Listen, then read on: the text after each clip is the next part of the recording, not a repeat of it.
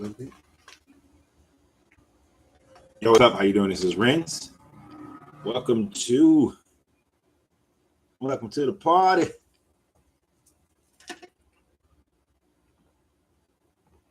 Welcome to why I left religion. Welcome to we doing what's wrong with the Bible.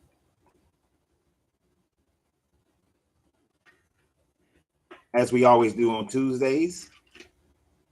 I am your host, your guide, that guy who's going to go through this with you.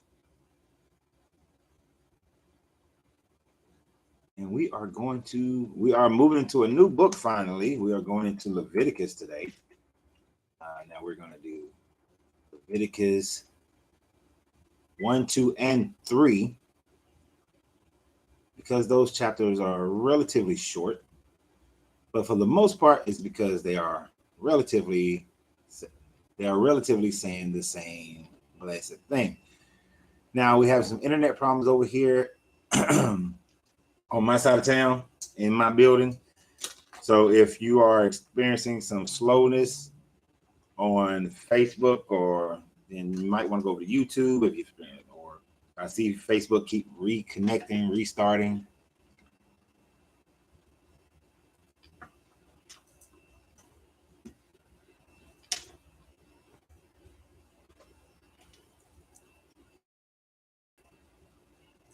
So we're going to give our obligatory few minutes to let people get on. This Facebook one is acting very slow today because we got internet issues. What is this one connected to, though? Hold on. I think I know the solution for this one. That one's connected to that. So, let's try it reconnecting to this one.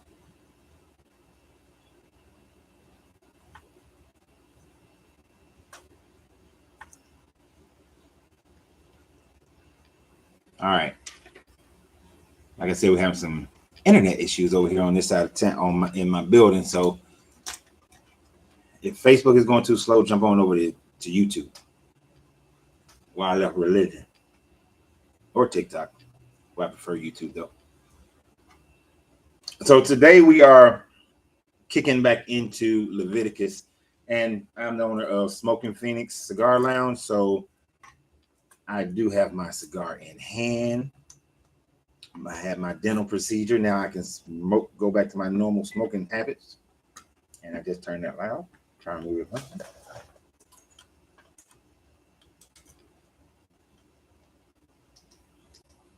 If you're ever in town, come by and holler at me. Come by and talk to me. There's too many people out here. We can go out in front and have a conversation. Yes. Just to give you guys a rundown on what we do on Tuesdays, we go through what's wrong with the Bible right now. We are going through different, we're going chapter by chapter, verse by verse. Sometimes it's boring. Sometimes it's nothing really there. Sometimes it just is what it is, what is written. Now we point out contradictions or historical inaccuracies or historical viewpoints and political viewpoints based on each one. So right now we're starting out with Leviticus. If you haven't seen some of the previous shows, you can always go to my YouTube where you will be able to see the playlist for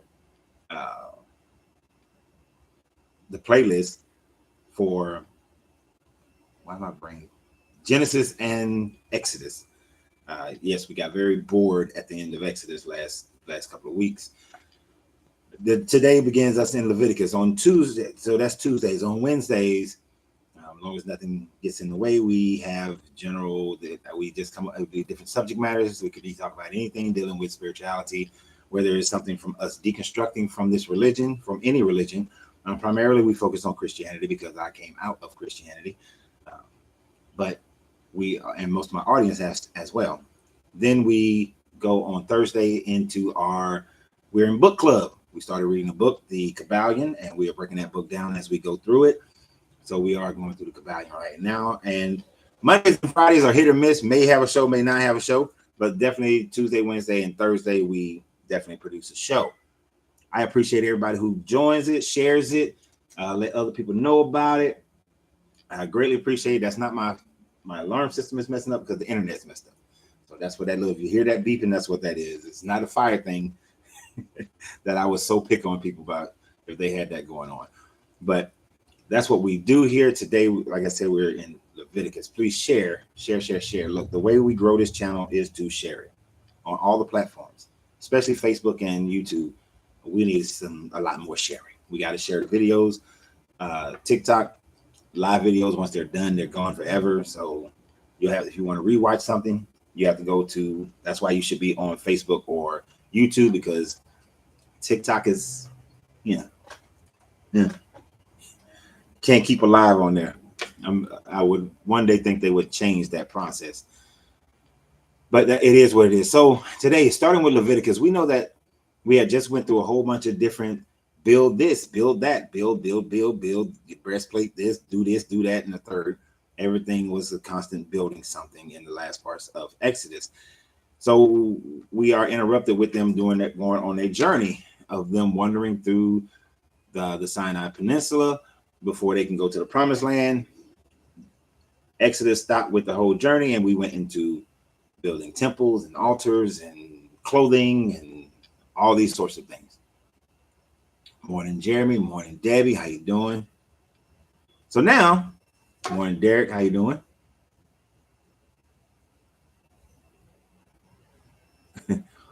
So now we are talking about rules for sacrifice. But before we read this portion dealing with sacrifices, let's look at sacrifice, the animal sacrifices, a little bit historically, so that as you go through this, you'll have an understanding that this is nothing new. This is nothing new. By the time this is written, which is around after the Babylonian captivity in around 500 BCE, animal sacrificing was a normal ritual for everyone. This is nothing special. This is just them saying that they're doing their animal sacrifices for their deity. But Neolithic man was already performing animal sacrifices. The moment, from what we can tell through archaeology, the moment man started domesticating animals, definitely God-inspired animal sacrifices were going on. Prior to that, it is possible that hunter-gatherers, not necessarily doing sacrifices, but when an animal would be killed, that they will give homage to the animal, they will pray over the animal, they will thank the animal. And I remember the first time I went hunting with some of these crazy people in the Marine Corps. That first kill, they told me, you got to drink the animal's blood, the life essence of the animal. I was like, you crazy as hell. Not doing that. But that type of mentality is still around as far as the hunter paying homage and giving thanks for the animal. Now, you do have these people who just hunt for sport, and I think that's kind of sick, but it ain't kind of sick to me. It's sick. You gonna hunt, you should only be hunting for food, for sustenance. But anyway, man has already understood that the lifeblood and life is in the blood, right? And that's what their understanding was. And so animal sacrificing, once domestication of animals came in part, that's why you're going to see here that it's only going to talk about animals that are domesticated animals, nothing wild, no wild animals. That was already part of human culture all over the world. So the Bible doing the same thing is nothing special, is nothing new. It's going to demonstrate a lot of its repetitiveness of these 3 chapters could have been done in 1 chapter by itself. Just as we've seen, the writers of this book had a knack for just letting things go on and on and on and on and on, and repeat themselves over and over again. What's up, Ivan? How you doing, man? So, but that's what we're going to see. We're going to see more of that. We're going to see that. Well, not more of that. We're going to see that. Well, we are going to see more of that. But we're going to see that that's what this animal sacrifice thing is nothing new. It's nothing new. It's domesticated animals. There was the thought process that when you slaughtered an animal, there are multiple thought processes actually. When you slaughtered an animal, the lifeblood of slaughtering that animal will allow you to get closer to the apparitions or to the deities. that you would slaughter the animal, and like in Kemet, they would go to sleep after slaughtering an animal. The Greeks used to do the same thing, and they thought that there was a connection between the sacrificing of the animal and sleeping and being able to connect to your deity in the dream world. The splashing of blood on altars and splashing of blood on people, that was something that was done by other civilizations prior to this biblical civilization that we're speaking of right here. So again, nothing, as Solomon said, there's nothing new under the sun, even before he was born. So none of that stuff, was happening. It was going on. I mean, all that stuff was already happening. It was already going on. So they also thought that, and what we're going to mainly see in this one is that slaughtering the animal was atonement for sins or allowing you back into society. Like if you were exiled from society for one reason, for committing a crime against the society or worshiping a different deity or something like that, that by slaughtering the animal, offering the sacrifice, it was your atonement. Now, interesting enough, this wasn't written. Let me tell you one more thing before I get there. Shit, it just fell out of my head. They also thought that by doing the animals, okay, shit. I thought if you start, how you say, you start talking and it comes back to you, but it didn't come back to me. It didn't come back to me at all. So anyway, let me tell you this other part, since that part didn't come back to me. It is also interesting, specifically for this book, that we don't get these rituals and rules for animal sacrifices until Leviticus, which is written in after 500 BCE. Genesis was written in around the same time frame. But if you look at it chronologically, it doesn't make sense for the rules of sacrificing to be given at this point. These rules of sacrifices should have been given at the time frame of Abraham, because how did Abraham know how to give sacrifice? Now, some people will just go off the whip and just say God taught Abraham how to do it. No, Grand Rising Willie, it is not this deity. You have to remember, Abraham was born in the city of Ur, which made him a Sumerian. The Sumerians, in their worships of, Elnana and Ishtar and El and Yahweh and Baal and all these people, would have already been acclimated to this type of animal sacrifices. So that is why you can get Abraham knowing how to do sacrifices in the same manner that they're going to do the sacrifices here, because he learned it while he was growing up as a Sumerian. So it's all connected. It's all the same thing. It's nothing special. So let's read through these chapters that are going to sound incredibly similar. I know sometimes you guys get bored with them, but we'll try to do the best we can. And I guarantee they're not reading this in Sunday school with little children, because if they were, I would think Peter would have something to say about this. We pagan folks pray over our food, thank their spirit and for the good it will do. One in food, one in skins, tools made on bone. You're right. And people do bless their food. Now, I want you to think about it. This is what's have to happen to your food. But also, don't get mad at when you see, other people who still practice animal sacrifice today. This is just cultural as to why we don't do it now, even though there is some sects of Jews over in Israel right now who are trying to bring back animal sacrifice. Now the Lord called to Moses and spoke to him from the tabernacle of meeting, saying, "Speak to the children of Israel and say to them, when any one of you bring an offering to the Lord, you shall bring your offering of the livestock, of the herd, and of the flock." There's a reason why you have to break it down: the livestock, the herd, and the flock. We'll kind of talk about those a little bit as we go through, just so that this does not bore us to complete death. If his offering is a burnt offering of the herd, let him offer a male without blemish. He shall offer it of his own free will at the door of the tabernacle of meeting before the Lord. Now, understand. So if it's somebody who's bringing an offering from the herd, this is their wealth was determined. One of the way of determining their wealth was what type of animals they kept. So if a person had a herd, then he's going to have large animals. That's generally a person who got money. This is the rich we talking about. And if they just bringing it just to bring it. And if you ever seen an animal sacrifice, you've seen people do this thing. Then he shall put his hand on the head of the burnt offering, and it will be accepted on his behalf to make atonement for him. He shall kill the bull before the Lord. Oh, wait, before I go there, I'm sorry. And he talked about it without blemish. How do they know? Other than easily, he got a short leg or he got a limp or a gimp. What if the bull had internal blemishes, problems? You would not have known. So this is only just external blemishes, issues, deformities. But just want to throw that part in there.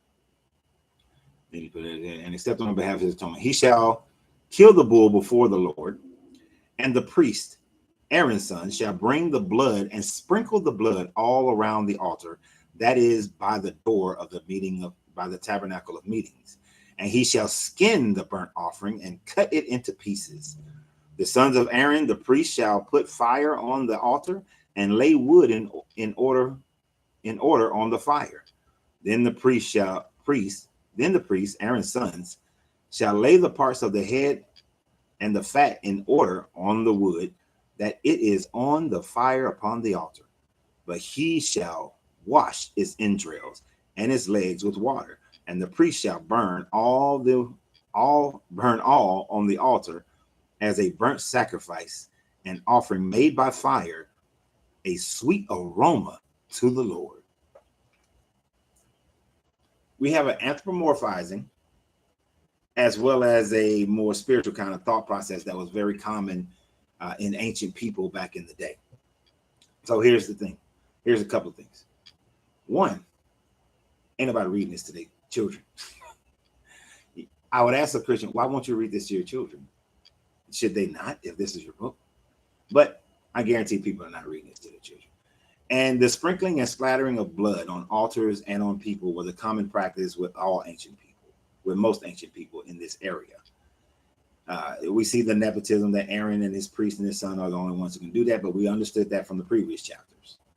Now, when it talks about the fire, many cultures prior to the Hebrew people, whether we are talking about the Sumerians, the Akkadians, the Assyrians, the Phoenicians, the Philistines, any ancient people, they all had this idea that when they burnt an offering, that the fire would be their deity's form of eating the carcass, eating the meat.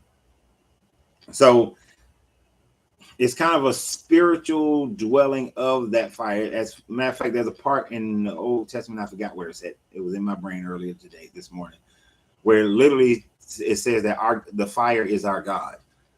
But the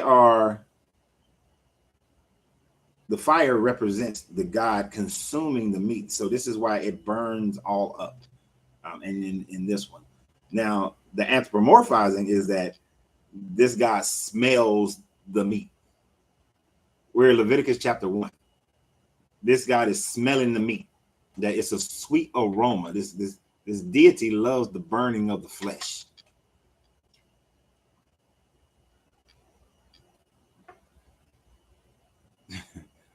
Well, Brandon, all of it is fake to me, so it doesn't matter that if it's the fake Jews who are doing sacrifices and you say that Jesus was a sacrifice for all your sins, that's fine. And actually, you got a point there, though. The Jewish people actually have lost their way of being able to do animal sacrifice, technically, because they don't have the Temple Mount that was destroyed in 70 AD. So the animal sacrifice stopped after 70 AD. This other group is trying to reinitiate that teaching because they want to take over the Temple Mount. and start doing the sacrifice again. Now, these people, although you call them fake Jewish, Jewish is believing in the religion. There's a difference between fake Jewish and fake and Israelites or Hebrews. But they are, and we're talking about blood and that sort of thing. But because people adopt all kinds of religions. Shit, we adopted Christianity, and you ain't nowhere near from that area. But anyway, made me lose my train of thought. Oh yeah. So actually, these methodologies of them being able to atone for themselves actually ceased after 70 AD when Titus came in and he destroyed the temple. Now, what they have jumped onto, which actually can sound like a contradiction, is that in Hosea 6:6, it talks about this deity, Yahweh, El, would prefer that the people would repent and pray instead of animal sacrifice. So if this deity's preference is for people to repent instead of animal sacrifice, then why do you need any sacrifice? You only need Jesus' sacrifice. If this deity wants you individually to repent and pray, as he says in Hosea 6:6. There was no need for any sacrifice, according to Hosea 6:6. But we got a whole lot of more sacrificing to go through right here. So let us continue with a whole lot of more sacrificing. Yep, there's a barbecue. Because this deity loves that sweet aroma of burnt flesh. Now, if this offering is of the flocks, now the reason why we're talking about flocks now, previously we talked about the herds, this is the middle class people offering. If you middle class, flocks. If it's an offering of the flocks, of the sheep, or of the goats, as a burnt offering, he shall bring a male without blemish. He shall kill it on the north side. Got it only on the north side. The other times it didn't specify. Only on the north side. This is going to be the only real difference, is what side of the altar is killed and the type of animal which denotes class, their class. He should kill it on the north side of the altar before the Lord. And the priest, Aaron's sons, shall sprinkle its blood all around the altar. And he shall cut it into pieces with its head and its fat. And the priest shall lay them in order on the wood that is on the fire upon the altar.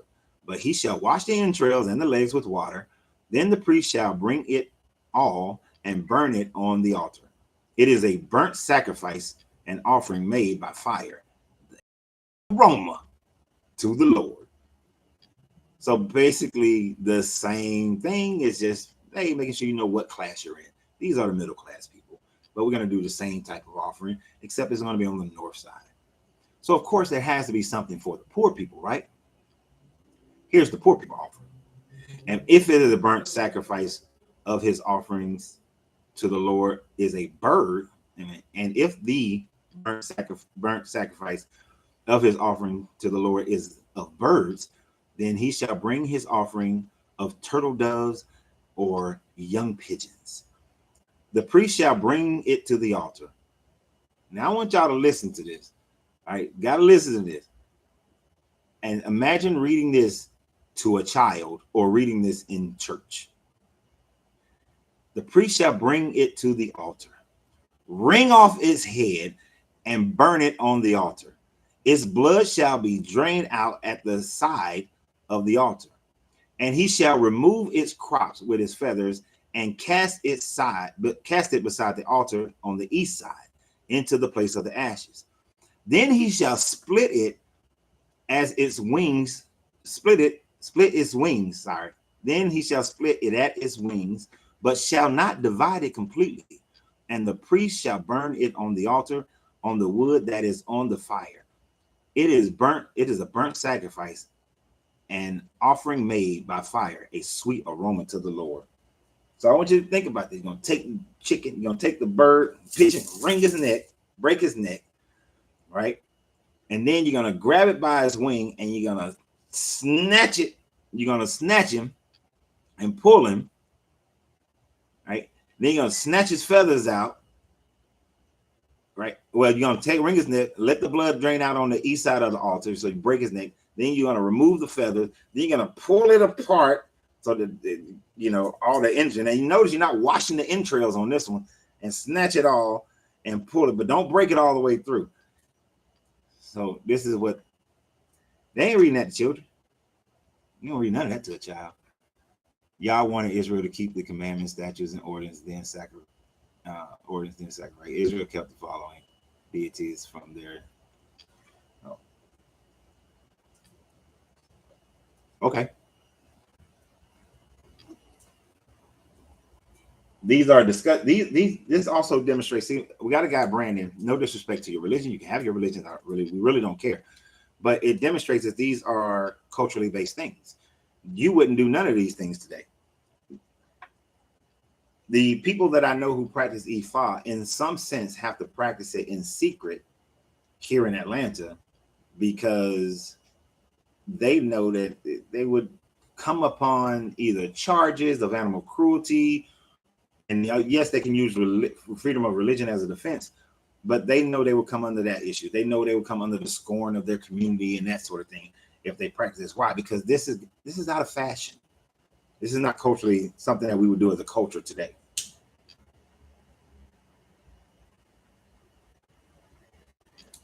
That's why even if they rebuild the temple on top, like let's say for some reason, I don't know, big meteorite strikes and hit the mosque, the dome of the rock, blows it up, and Israel takes it back over and they rebuild the temple. I don't think that they will in today's time be able to reinstitute animal sacrifices, even in Israel, because culturally it will not be accepted. It's not, because mind you, little kids is watching this stuff happening. Now, for the poor,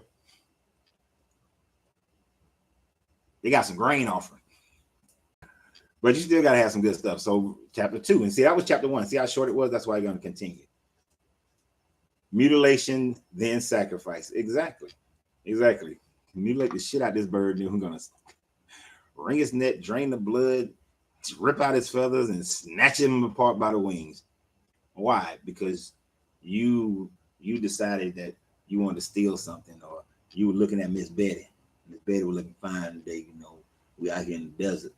In the desert, the wind caught Miss Betty's robe real nice. I saw the bumps on Miss Betty, and I feel bad about that. I'm feeling real bad.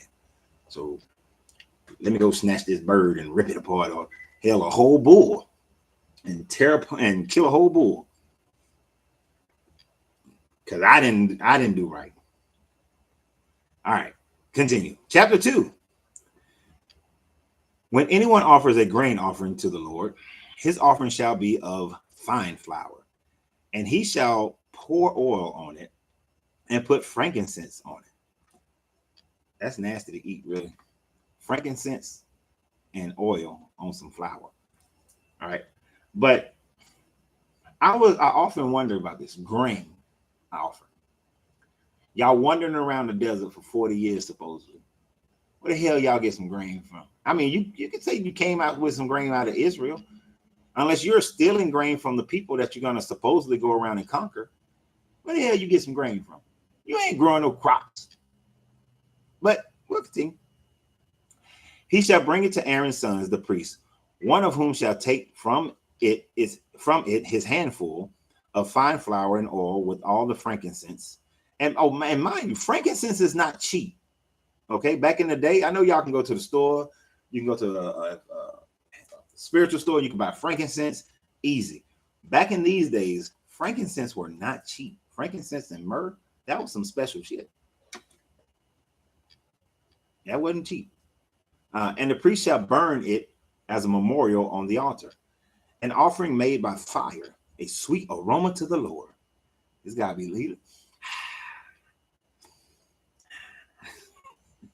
The rest of the grain offering shall be Aaron and his sons. It is most holy of the offerings to the Lord made by fire.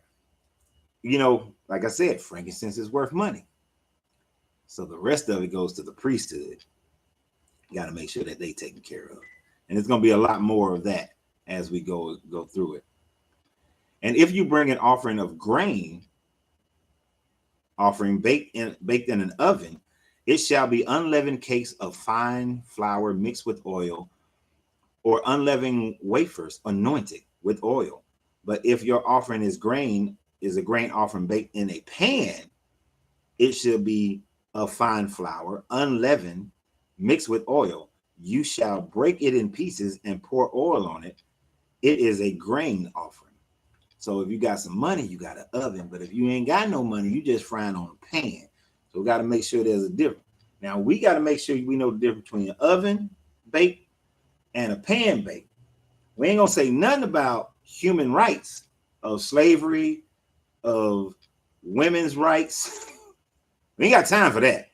But we got to make sure you know the difference between, if you're going to offer God, this deity, some food, what's the difference between them in a pan and them if you don't do it, if you do it in the oven. And the only real difference here is you're going to break it into pieces. That's the only real difference, is you're going to break it into pieces. No other differences.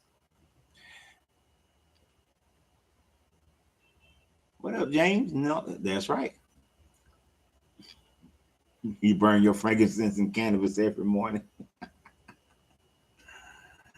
Why the God didn't have the poor people sacrifices roaches?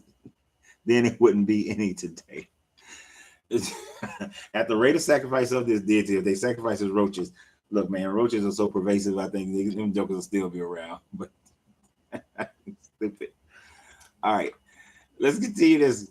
So we're doing 3 chapters today because the first 2 are not that long.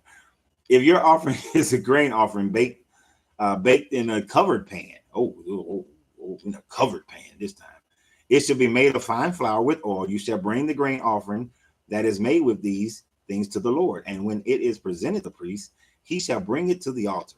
Then the priest shall take from the grain offering a memorial portion and burn it on the offering. It is an offering made by fire, a sweet aroma to the Lord. And what is left of the grain offering shall be Aaron's and his sons. It is a most holy of offerings to the Lord, made by fire. Do you notice? Yeah, it is. There's a lot of classification that's going on in this. But do you notice that in the other offerings, when it was a bull and there's a calf, a bull, or there's a sheep, or there's a bird, the offering, there was no portions that was going to Aaron and his sons. All right, now we got portions going to Aaron and his son, and each one says it is most holy of offerings, because we, the humans, are getting some stuff out of this one. Help with anxiety and depression and elevates your mood. Oh yeah. I don't do the cannabis thing, but I do know people who say the same thing, and in their studies on that, I agree 100%. But so yeah, so the most holy, that's 2 times the most holy offering is the one where Aaron and his sons get a little something out the deal.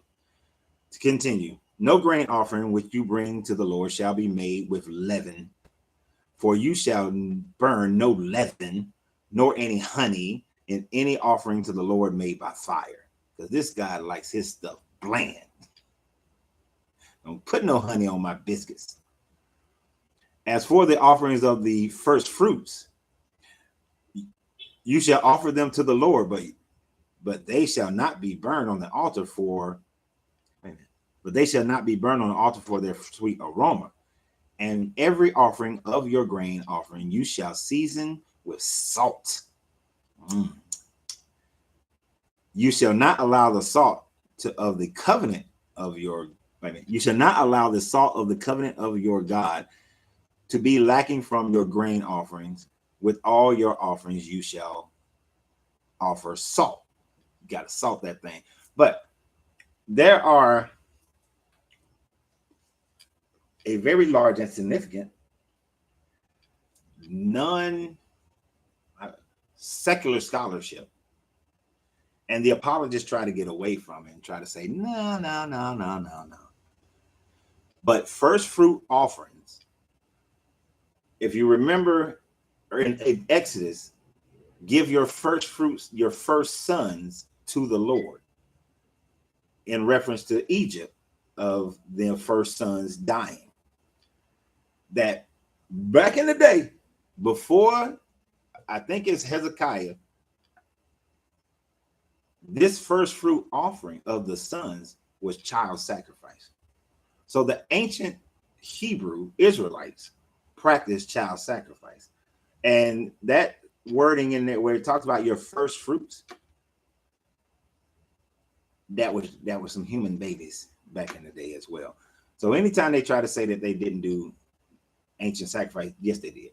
And in some of the ancient temples in and around Israel that they have found that are older than, that are in that 1000 BCE time frame, they found evidence of child sacrifice. Oh yeah, the church pick and choose what they want to teach, what they want to preach and teach about. You raise hands and ask questions, you get cussed out. Now, when you write so try to write shorter on Facebook, because if I hit that see more, it messes up the whole scroll thing. I won't be able to read it. I don't know why. It's this particular phone. Well, it might be. Yeah. Oh, that time it did it all right. Nope. As soon as somebody types something else, it throws it off.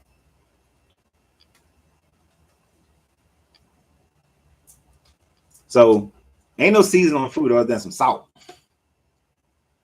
Oh, you so stupid. James said, whoever asking for this seasoned food offering got to be non-white.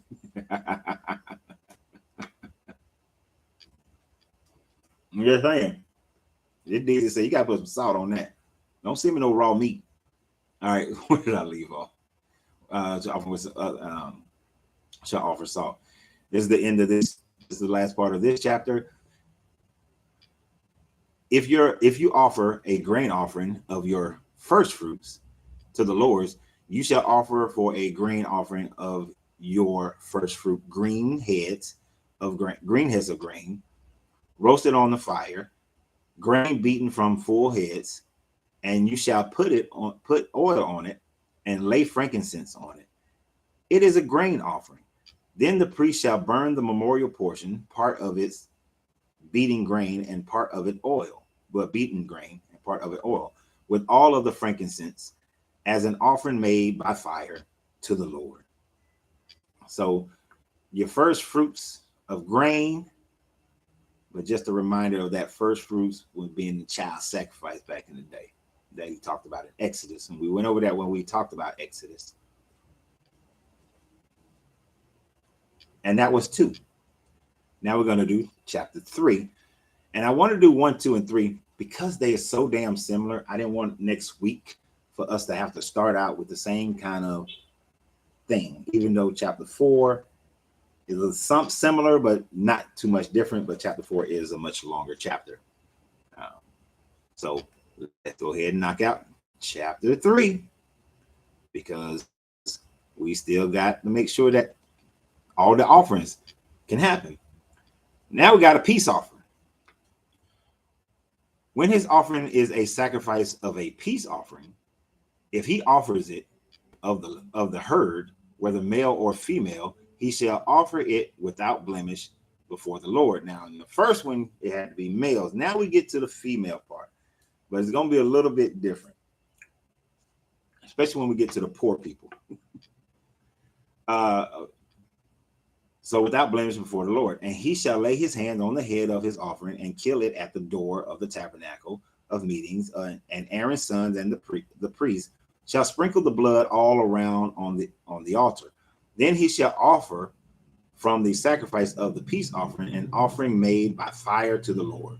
The fat that covers the entrails and all the fat that is on the entrails, the 2 kidneys and the fat that is on them by the flanks, and the fatty lobes attached to the fatty lobes attached to the liver above the kidney, he shall remove, and Aaron's sons shall burn it on the altar upon the burnt sacrifices, which is on the wood that is on the fire, as an offering to the Lord, a sweet aroma to the Lord. Actually, the difference is also here as well. If you notice, now Aaron and the priest are not offering the sacrifices. They're not doing the killing of the animals. Now it's the people who are doing the killing for a peace offering. Here's a difference. When it's the priest who was doing it, it had to be a male, except for the birds. It didn't specify male or female because they would have a difficult time figuring out which one was a male, which one was a female. They didn't have the scientific knowledge back then to know easily. Some people did know. I'm not gonna say they didn't know, but anyway, the priest could only deal with male bulls and goats and shit. Now that the people are doing it, they can be male or female. It's a minor thing, but just like the video I posted, I believe yesterday, where I was giving other examples of how this deity treats women, even in the sacrificing of animals, the priests are too damn good to be touching a female animal. But the rest of the humans, the flock, the congregation, they can touch the female animals. So you females are not worth being. And I use females because animals can be females. Humans, a woman, that's different. There's a difference between a female and a woman. But it still coincide with the gender, that the priests are too good to touch the female. And they only touch males. Now that can sound a little nasty too if you think about it, if you go that direction, but I'm just saying. And we continue. If his offering as a sacrifice of a peace offering to the Lord is a flock. Did I skip something? Nope, didn't. Is a flock, whether male or female, he shall offer it without blemish. If he offers a lamb as his offering, then he shall offer it before the Lord. And he shall lay his hand on the head of his offering and kill it before the tabernacle of meetings. And Aaron's son shall sprinkle blood all over on the altar.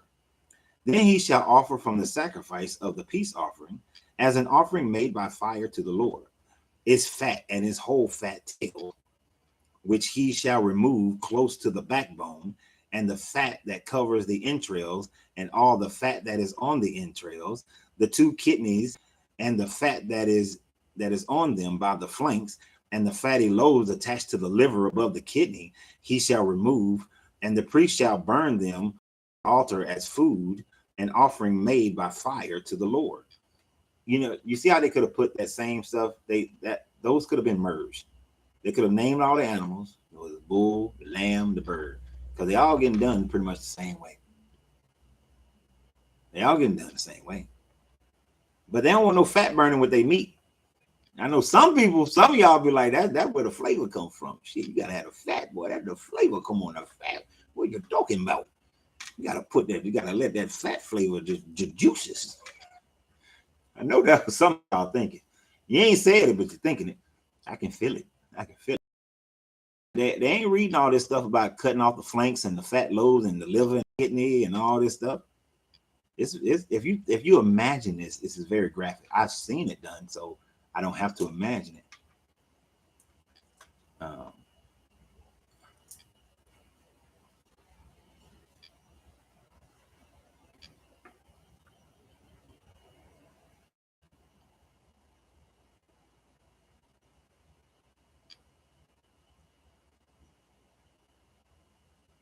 All right, that's Leviticus 23. We'll cover that when we get there, but you got to state your point, my guy. What you mean by that? What's your point? I was talking about Exodus first week. And verse 12. And if his offering is a goat, then he shall, and y'all, I know this is going to be repetitive. Like I said, it could have just been in the same part. Could have been the same part.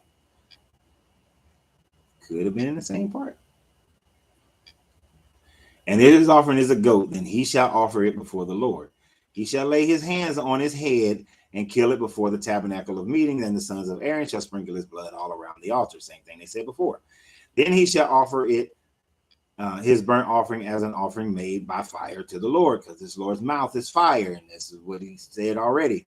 The fat that covers the entrails, and then all the fat that is on the entrails, and the two kidneys, and fat is on them, fatty lobes attached to the liver above the kidney, he shall remove. Same shit that he said for all the other stuff, right? And the priest shall burn them on the altar as food, an offering made by fire for a sweet aroma, all the fat that is the Lord. This shall be a perpetual statute throughout your generations in all your dwellings. You shall eat neither fat nor blood. I just want to,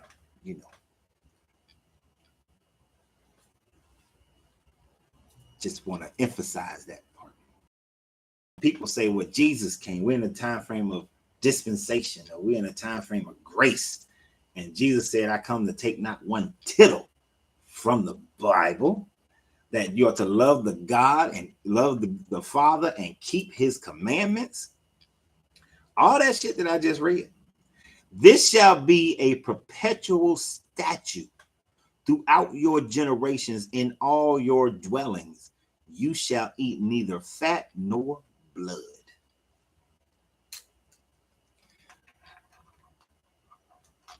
I struggle. Because I am never going to understand ever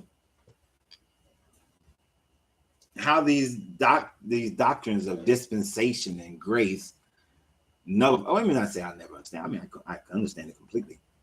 How these dispensations of grace and doctrine, these is one of my struggles coming up. Because this book emphasizes multiple times over and over again that you are supposed to keep all of these commandments. You're supposed to be doing some sacrificing. They say that they can't sacrifice, the Hebrew Jewish people say they can't sacrifice because they don't have the temple. They didn't have the temple on Temple Mount at this time frame. They out in the desert. They just built shit. They built a tabernacle of meetings and they did what they do. You don't have to have this one place. That's just an excuse to not do what you're supposed to do. That's all that is. So all these Christians, all these people who believe in Yahweh, Yah, Jehovah, El, y'all supposed to be doing these sacrifices. Y'all supposed to not eat fat or blood. Which, here's the thing about not eating fat or blood. If you eat any kind of flesh, you eating blood, you ain't draining all the blood out of any piece of flesh. That's not happening. You're not getting all the blood. I know they got their little kosher stuff where they say they cut it the right way and drain the blood and all this kind of stuff, and certain pieces and parts don't touch each other and all this. You ain't draining all the blood out of an animal. That's not gonna happen. That's an impossibility. Now I understand you may say, well, that means like a lot of blood or whatever. Even if you cook the meat, the blood is burnt into the meat. You're still eating it. So no, but you're supposed to be keeping all this stuff in perpetual for generations. My volume is off.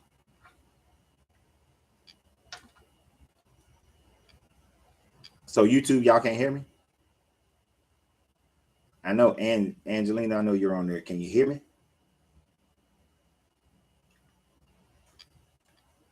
The volume shouldn't be off.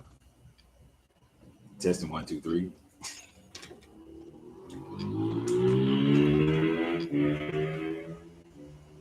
Can you hear me now? Okay. All right. I've been saying I can see it. Yeah, I see it moving. All right. Good. TikTok volume good. All right. Everybody else volume good. Volume good. All right. So, I mean, what do y'all think? What do y'all think about all of that stuff? Definitely a lot of filler information that could have been easily written in one chapter. Didn't necessarily have to be broken down the way it was. It didn't have to be as repetitive. But one of the main things that I see in this one is the separation of class, which I understand that. You can't expect the poor people to be able to give the same amount as the rich people. But isn't that opposite of our taxation system today, where as far as proportionate, rich people pay less percentage of their income is paid in taxes than poor people. At least in this system, poor people got a break. and they didn't have to, come up with the same amount of stuff as the rich people did, So I'm the Lord God, I change not. Yeah, but the people showed changing, didn't they? So at least they had that kind of a system where they identify, say, you know what, you're poor. You're not going to be able to do this. Oh, you got an oven, but you may not have the money to have an oven, so you got a pan. And you a middle class, you got a pan with a cover on top. So we're going to change it up for y'all a little bit just to identify what y'all doing. And that's cool. That's pretty good. But the needless slaughtering of animals. Now, I used to be like 90% vegetarian.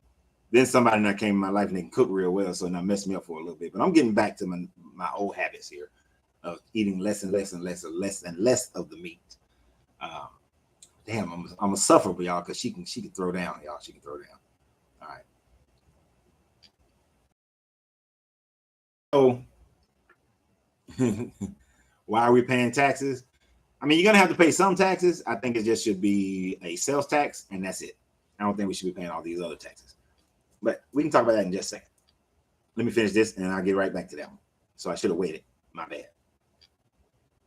I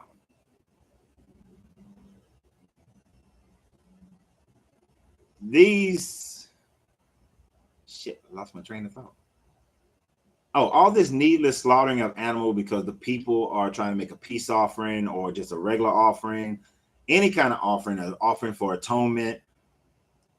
I think Hosea actually is what they should be following, Hosea 6:6, that this deity says, I'd rather you pray and repent than for you to give animal sacrifice. So there is actually no reason for these people to be doing animal sacrifice.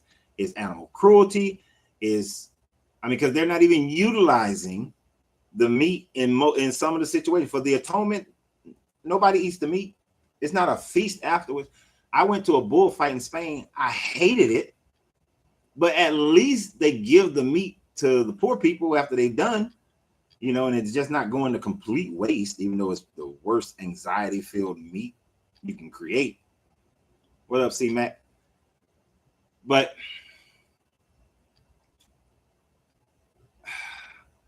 they're supposed to be keeping this.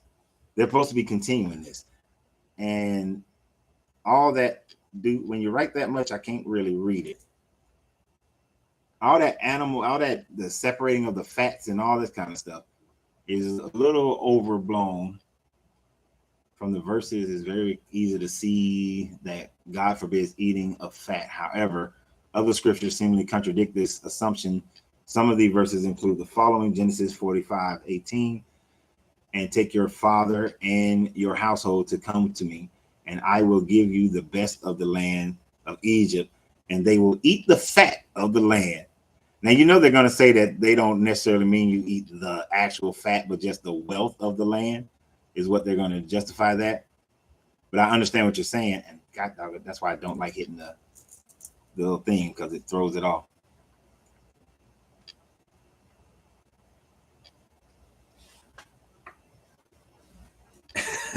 As always, you already know, collection plate time. I appreciate you, Errol. Errol always starting a collection plate on YouTube. Appreciate my guy for that one. But yeah, it does talk about them eating the fat of the land. You would think they would use a different term, and so that it wouldn't be any kind of difference, but they expected the people back then to understand what they meant. But it's still a bad usage of terminology if they later on are going to say don't eat fat. But obviously Christians, Hebrews, they eating the fat. I actually know of some Hebrews who they eat fat all day long. All day long they eating the fat. I know I can do that. Joel said, I don't make the tax cut yet. Expect us to pay taxes. They don't make the tax cut yet. No, you're gonna pay some taxes. They feed it to the poor for that exact purpose, right? Because the meat is horrible. I understand the Bible to be a calendar. Have you ever heard this? Not a calendar. Unless you're talking about how the Bible is you can look at it and see that Abraham Abraham represents the age of the ram. Moses is the age of the bull, and Jesus is the age of Pisces. So if you're talking about the great calendar, the great year calendar, yes. And we're supposedly now going into the age of Aquarius. If that's what you're talking about. DeHaven? Is that, if I said your name right, DeHaven? But yeah, this chapter, not a whole lot to it other than the cruelty of it. And especially when it talks about that damn bird and how they rip the bird apart.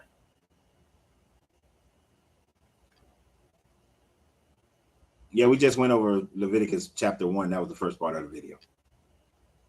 This is, we're doing Leviticus 1. We just finished Leviticus 1, 2, and 3. Yeah. Okay, I'm saying it right. Cool.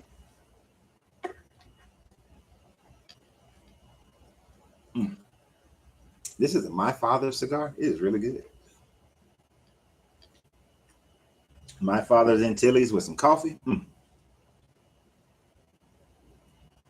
So now we've reached that time frame in the video where we can talk about anything that you guys want to talk about. Until I get, the lounge opens, the cigar lounge opens at 12.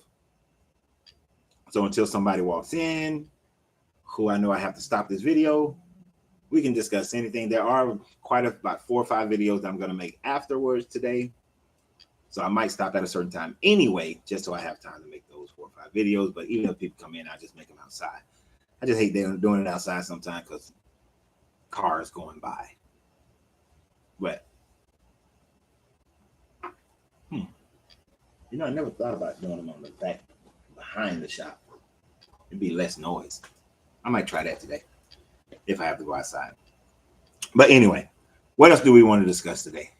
Want to talk about them taxes? Because I can talk about taxes. I ain't paid taxes since 1991. I make sure I don't pay taxes. But, I had somebody yesterday telling me that, oh, you need to read your Bible. And I was like, dude, I done read this Bible like 50 times. Well, you need to read it again because you're not, and I said, I know you're going to say I need to read it in the spirit, but you're only saying that because I disagree with you. The moment you say I agree with you, then I am in your spirit. But that's the thing. I'm not in the same spirit as you, to that guy who will probably watch this video on Facebook later on. I do not dwell. Actually, that's one of the videos I'm going to do. So let me not talk too much about it. But I do not dwell in the same spirit as that person. If you read this book and you are conforming to the same thing that you were taught as a child, or you went to have some traumatic experience, and because you are surrounded by predominantly Christianity, that's fine for you, not for me. But that is why we're going through this book, just for that purpose of the reason why I walked away from this book is because I studied it. Just studying Genesis by itself is reason enough to walk away from it. Going through Exodus is reason enough to walk away from it. Just these first 3 chapters of Leviticus and its cruelty to animals is enough reason to walk away from this book. Because when you study it and look at it for what it's actually saying, why in the hell would you still deify this God who consumes meat by fire, has the ability, is up here smelling the sweet aroma, but is torturing animals because you can't act right? If it just did the Hosea 6:6 thing all the way through, it'd be fine. These parts wouldn't matter. It wouldn't hit like this. All right, poor little animals. Poor little animals. They didn't deserve it. And even though I do advocate for people to eat less meat, to no meat, I'm never going to tell people not to eat no meat, because then I'd be a hypocrite, because I do eat some even when I never claimed to be 100% vegetarian. I'd be like 90.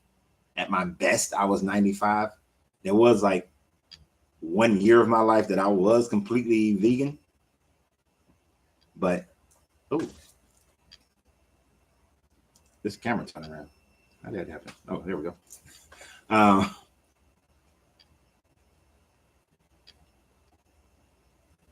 there is no reason to sacrifice animals for your iniquities, for your issues. Now, as I told you guys before, as far as atonement,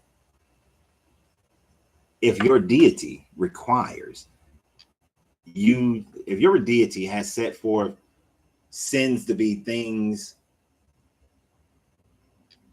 let me see if I'm saying this right. I want to make sure I say it the way I want to say it. The only thing that is a sin is when you do something against your own good nature of who you are for yourself. Right? Not going to a ritual church, synagogue, mosque on a Saturday, a Friday night or a Saturday morning or a Sunday morning, not doing that. That is not a sin. That's bullshit. It's not a sin because you're not doing anything against yourself. Working, you could work 7 days a week. If you are I've been in that situation when I was struggling, I was on my way out of this religion and I wanted to honor this Sabbath, but I ain't have any money to feed my children and the spouse at the time and my father-in-law who was living with me. I worked 7 days a week because those 5 people needed to eat. Those 5 people depended on me to keep a roof over their head, depended on me to keep the house cool with utilities. So we living in Florida and it was hot as hell. Those people depended on the water still running. They depended on having clothes. So it would be a sin for my happy ass to not go to work as often as I could to make sure that I took care of my responsibilities at the time. So that would have been the sin against my soul, my ka, my ba. Well, yeah, in Egypt, hermetic science, ba is the soul, ka is the spirit. That would have been a sin against me. So all of these animals died for nothing. They died for nothing. They died for nothing. If you do something against yourself, that is the only sin. All this other BS, this is culturally based bullshit that's designed to control people. That's it. Culturally based bullshit designed to control people that somebody made up in order to maintain that control over the people. YouTube, I got to read after the glasses on. Had a serious conversation with my father-in-law about the Old Testament. How God of that time was bad, ordering people to kill others just for their land. He didn't have a problem with that. And most of them won't. They're going to justify the genocides because it has to fall in line with their book. Right? The sin is a god. It is. Sin, what is it? Sin is a moon god, I think. Is it like a sin was a moon god, I believe.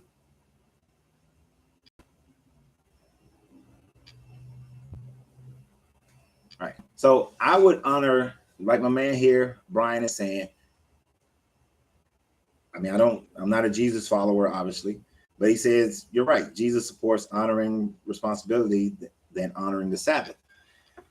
He did, but he also said that you got to keep all that stuff too. It also says that he said you got to keep all of that. These, to me, it is you should do, and hear me clearly and hear the whole thing. You should do whatever is pleasing to you, as long as it doesn't interfere with another person's ability to do what is pleasing to themselves.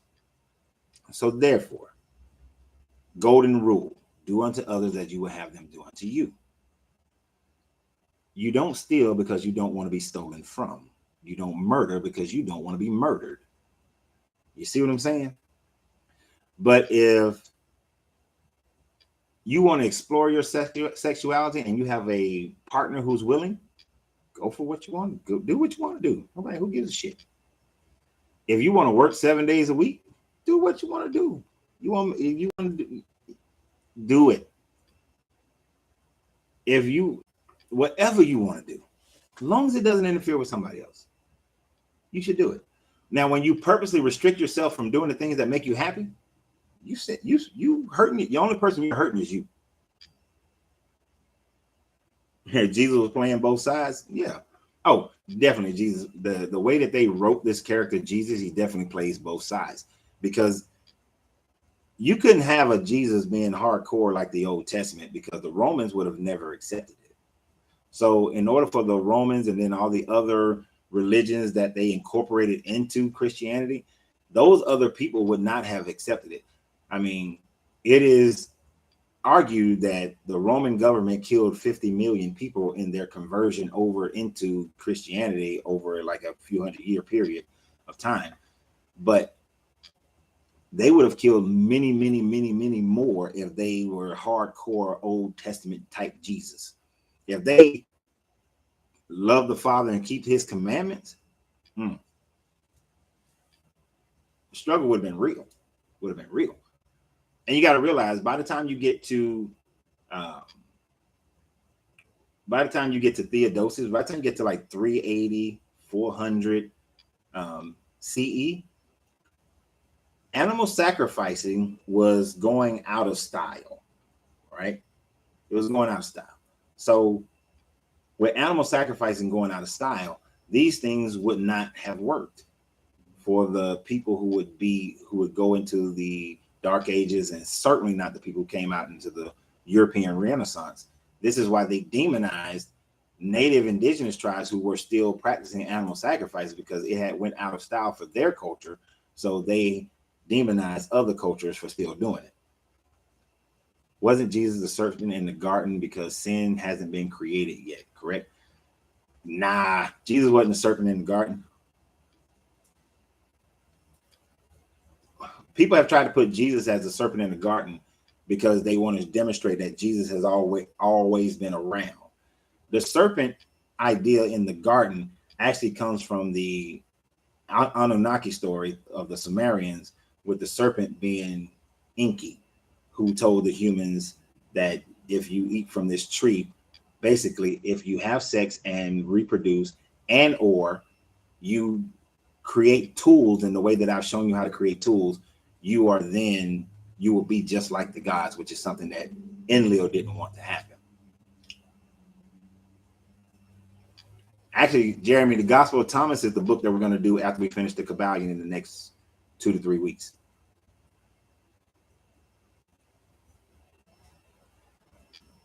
They're having playing both sides because it's trying to show you it's all about polarity, that you are both good and evil. Everything is about polarity. Polarity and duality is a very viable thing. And so I can see that as being another thought process as to why he's playing both sides.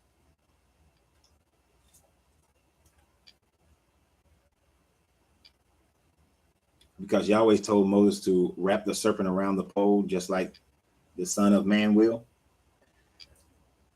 And there again, that's renegotiating the text in order for it to fit a doctrine of Jesus always being there. When that wasn't the case, serpents went through different thought processes. Here's a fiery serpent that's biting people, that's causing issues with them, but then here's a golden serpent that is healing the people, right? Thoth, Hermes, what's my main name? Shit. What's the other name for him? Enki. But was represented by the serpent. Was also the one who brought in science and medicine. So the serpent, the golden serpent, represents like the medicine that Thoth. So it's more of a looking at Thoth instead of looking at Jesus.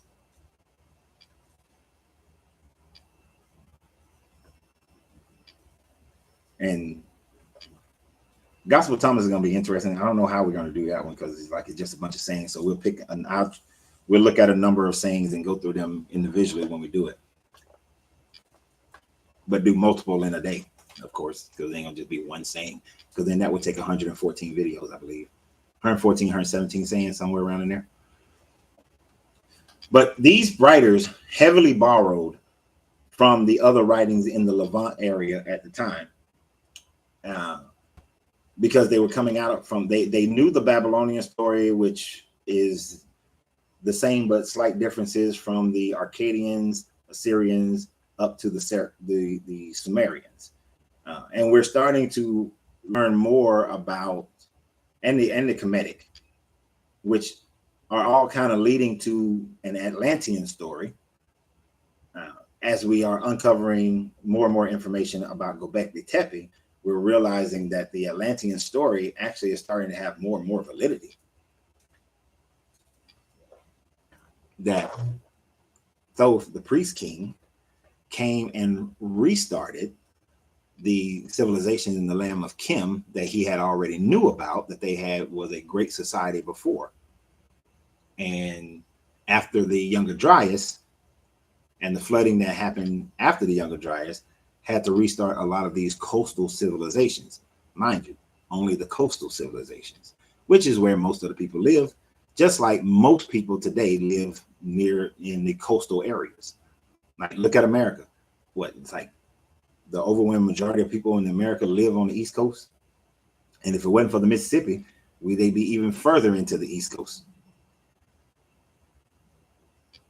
Yeah, all moon and sun worship. Exactly. It's astrotheology. Oh shit, we were supposed to do a video about it. We were supposed to do a live about astrotheology this week. So maybe that's gonna be what we talk about tomorrow. It's astrotheology. I'm gonna need y'all help on the astrotheology one. I know a lot of it, but I don't know all of it. I just know a lot of it. And yes, I said a lot of bit, not a lot of it, but a lot of it. So I know a lot about a little bit, but I don't know a lot. So there are going to be areas of astrotheology that I'm not going to actually know a great amount of detail about. So I'm gonna need y'all help tomorrow when we do astrotheology, okay? So make sure y'all here. Matter of fact, what I'm gonna do for astrotheology tomorrow, I'm gonna do the YouTube one on through Zoom, which that will allow, if somebody wanted on YouTube wanted to come in and talk about astrotheology, you'll be able to do it there. You can already come in and talk on YouTube and Facebook. So definitely, I mean, I'll allow call in. I'll allow people to come in those two channels anytime we're talking after we get through the passages. But on Wednesdays, anybody can come in, and definitely we'll get to these parts. But all these religions have a level of astrotheology because people looked up. They looked up and they saw stars and they saw, this blue sky, and they thought that the blue sky was water because they went to the oceans and they went to the lakes and the seas and they saw that it looked the same. So that must be water up there. So that's why they all came up with this idea of separating the firmament. Most religions came up with a separation. Most of them recognize that there's a day and there's a night. So they came up with and the sun is in the day and the moon is in the night. So they came up with worshiping the sun and the moon. They knew the sun needed, let me stop, because that's for tomorrow. Let me stop. That's for tomorrow. You tried to trick me, DeHaven. I saw you. You tried to trick me. Get me talking about it today. We're not doing it. We're not going to do that. We got to save tomorrow for tomorrow. Oh, man. How many are y'all enjoying this series, though? I know some of y'all are, because I see you every Tuesday, which I'm greatly appreciative. To understand, I am greatly appreciative of those people who have stuck through, and we're going through this together. Some of y'all have been here from when I first started Genesis, got mad at me when I stopped for a while. And then we got back on it, and y'all have been tried and true, and I appreciate it. I know some people, like she's not on here right now, Dee Alchemy, she has sent me a message that she went back and she's been going through all the Genesis stuff to catch up. So, I didn't take it disrespectful to Haven. Look, You might be just finding me for the first time, DeHaven. Don't take me seriously when I say stuff like that. I play a lot. All right, Sheila's loving it. I know Debbie is loving it. Right, Willie says he is. Ivan, he is. Right, you're deconstructing more. And that's some people ask me, what's the point of this? Why am I doing this? You know, why am I working so hard to take people away? And why am I fulfilling the falling away and all that? I'm just fulfilling that and being the demon, the devil, and all this sort of thing. It is because there are those of us who are deconstructing from this religion. And even a person who has been deconstructed, good shit, bro. Yes, sir. Even a person like myself who walked away fully from this religion when I was about 25, 27 years old, the deconstruction never stops. It never really stops. You just get more and more, you deconstruct more and more and more, because even as you have said, when you will say, I walked away from it, there are certain parts of you that's still stuck a little bit. Right? Yeah, I ain't forcing nobody to be here. But there's parts of you that still stay a little bit stuck. Like, even though I walked away at 20, around that 25, 27 time frame, it was probably about 45 years old. I was able to say, you know, take a Bible and I could like burn that son of a bitch or throw it in the trash or something like that. Because I still felt like I was, that's disrespectful, you know, because it had been ingrained in you, you know. Because my grandmother, she probably had about 20 Bibles, right? Some of them I understood because we had fortunately for me, one of the first ways I was able to track my family on my mother's side, as well as on my father's side, is that I had those older relatives who had those Bibles where they recorded births and they recorded marriages. So I'm glad that she had those. I'm glad that my grandmother and one of my aunts, my older aunts on my father's side, had those Bibles that they got from their grandparents that had, like, you know, all the marriages, all the births, that sort of thing. So she had those. I think one of my aunts have that Bible right now. Either my aunt has it or my sister has it, but somebody in my family has the one. And it allowed me to track my family, you know.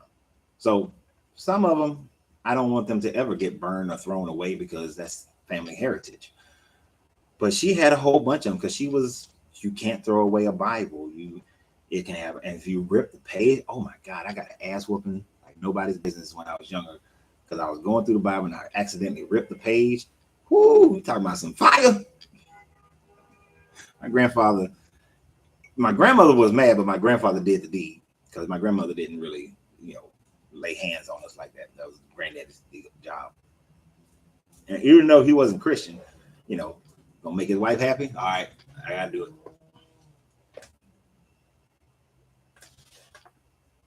But it took a while. So that's why we have to keep deconstructing. We have to keep going through this and keep learning and keep understanding. Plus, they find new shit all the time. They're always finding every year there are new discoveries. If you were to pay attention to when the archaeological magazines, or they're not magazines anymore, but they're sort of websites, but there's always some new discoveries that don't hit mainstream. And as they hit, and now you can, but a lot of YouTubers are reporting them. So you can find, there's always something new coming out.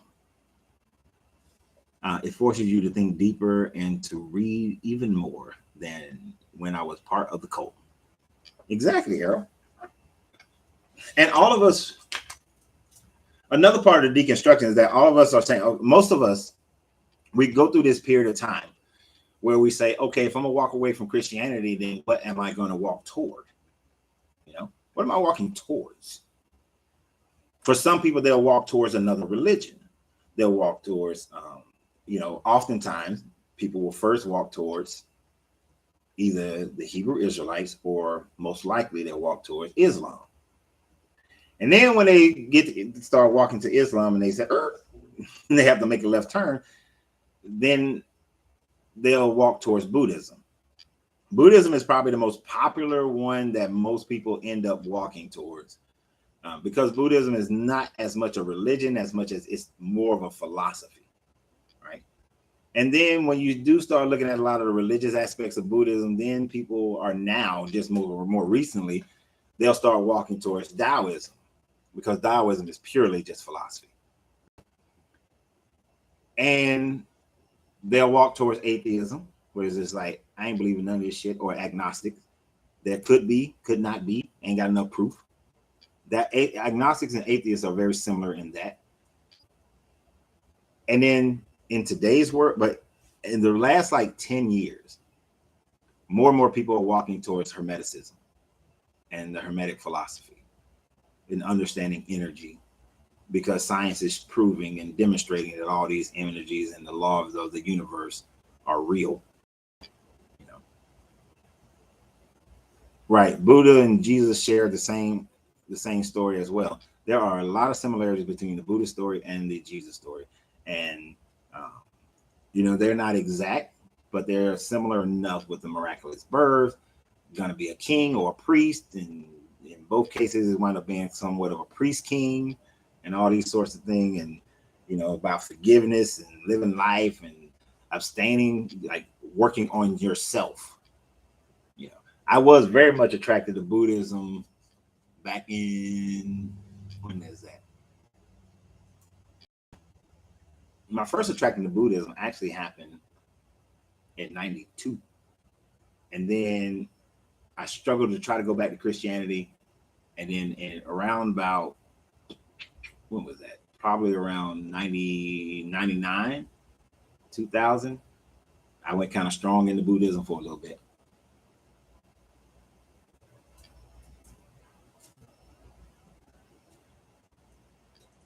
Right. You said because they believe Lucifer is a person, when it's an esoteric for enlightenment. Yeah, the Lucifer story, that actually would be that might be a good video or conversation.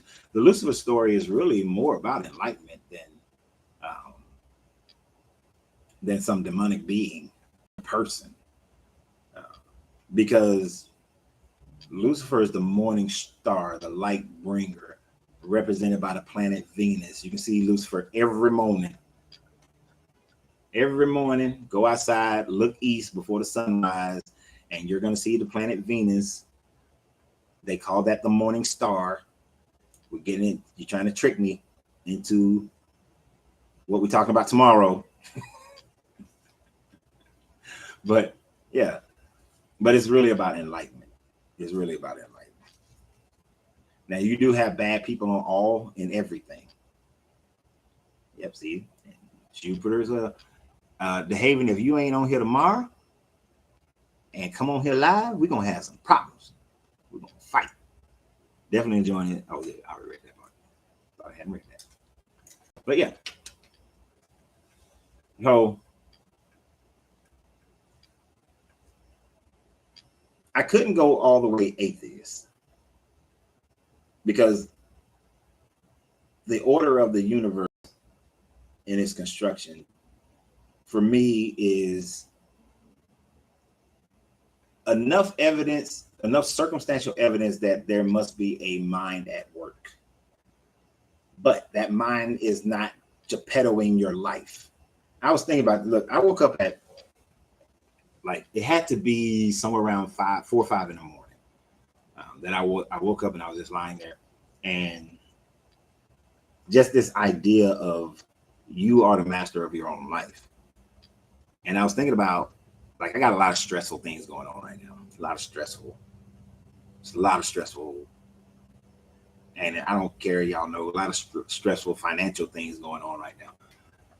And it's like everything's hitting at the same time. Shit, kind of like last summer. Goddamn, there's 2 summers in a row that everything kind of like was pow, pow, pow, right at the same time. Just pop, pop, pop. You know, last summer it was my kids needing stuff and my friend with pancreatic cancer. Just ta. You know, this year is a whole bunch of other stuff. But the fact of it is you know, I was just lying there. And that was one of those moments where people was be like, "Oh my God, what is going on?" That I would just show me what's going on, and I will come out and I praise your name, just get me out of this situation. Da, da, da, da, da. But that wasn't what I was dealing with last night, because I moved beyond that. I'm not looking for some God, some deity to come and save me. Instead, I was sitting there thinking and looking back. Okay, what have I done this year that has me at this position, right? And what do I need to do to alleviate it? Because as we went through the Kabbalion and we did the law of causation last week, I was looking for the causations that has me in the financial situation I'm in right now. He said, "This is good. Why am I the only one here?" I have no idea why TikTok does this. It doesn't really promote my stuff that well, MetaChick. But I was just going through all that and just like, okay, I got to evaluate what I've done. What's the causations? And now I got to vibrate at a higher rate to implement a different causation so that I can get different results than what I'm having right now.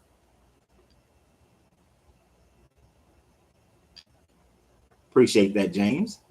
James said, "I love your teachings." I keep forgetting that we got different people on different stuff, so I can't just say respond. James said, "I love your teachings, my brother, via the internet, but would it be okay if I was sitting in the background at your business, puffing on a cigar and learning at the same time?" Sure, come on in, buy a cigar, and then have a seat. And actually, you ain't gonna sit in the background, bro. Every now and then, you're gonna have to say something, James. You're gonna have to say something every now and then. Praying is begging. Religion is for the weak. To give thanks and blame. Exactly, I agree 100%. And let me put that as an open invitation. If you are in the metro Atlanta area, my cigar lounge it's called Smoking Phoenix Cigars. It's in Stone Mountain. Google it, get the address, let me know, like at least the day before on a Tuesday, Wednesday, or Thursday that you want to be here. And you can be here. You can be right here. I will back up a little bit, make it so you get a wider shot. You be right here. You don't smoke, but you come to see me soon. Come on, see me.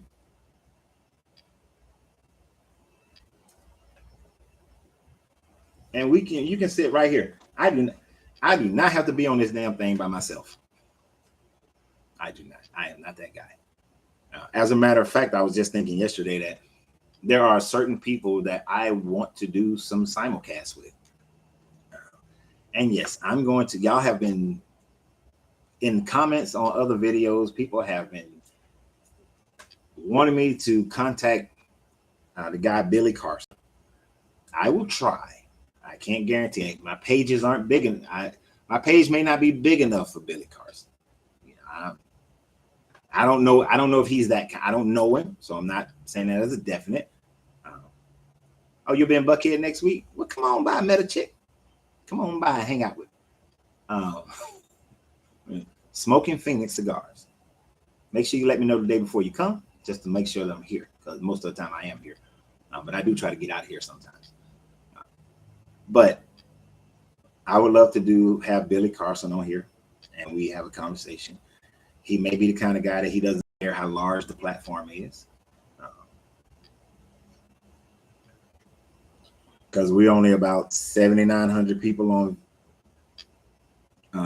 what's this, YouTube, 13,000 on Facebook, and like 29,000 on YouTube. I mean, on TikTok. But there's another guy. There's this, I cannot remember his name right now. It's this white guy. And I say that just to try to identify him, because, he's Caucasian. But it seems that he used to be a Latter-day Saint, a Mormon, but his religious studies has him moved. He don't talk the same way that they talk, and he's more, scholarly. But I like that guy. I don't agree with everything he says, but I like that dude. I would definitely want him to go there. As soon as you come home, you coming to visit me, Carlton? Oh, that's right. You're in Gießen, Germany. Look, man, bring me one of them donor, them kebabs. Just get right before you get on the plane, man. Right before you head to the airport. Just go by and get one and vacuum seal it. Vacuum seal one of them doner kebabs, man. You know, because they don't make them right over here. Just vacuum seal one for a brother and bring it with you. I still got a Marine Corps gut. I can handle it. I can handle it.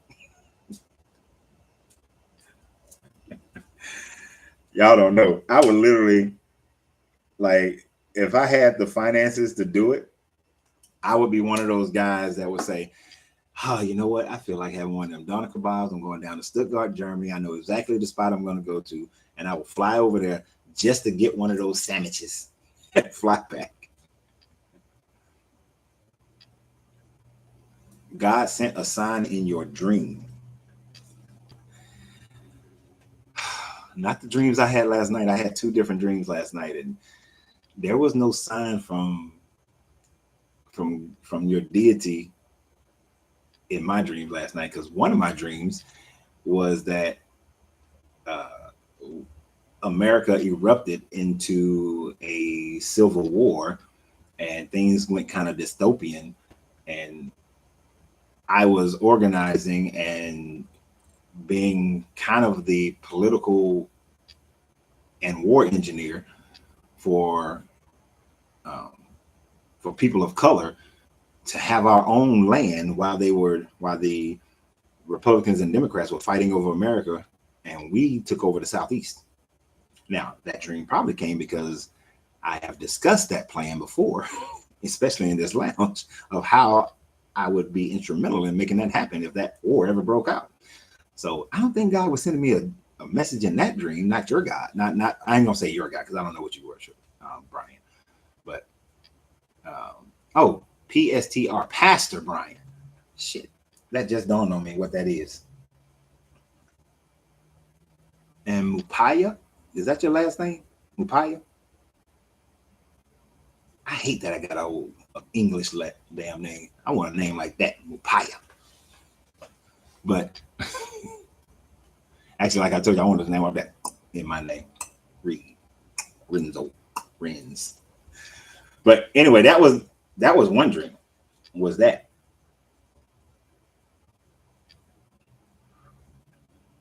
That ain't the dream that your deity gonna want out of me. Poor Steve. Is it 12 o'clock? It is 12 o'clock. Yeah, so we didn't have that dream. There was no deity speaking to me in a dream last night. It was myself speaking to me in my dreams last night. Oh, let me unlock this door.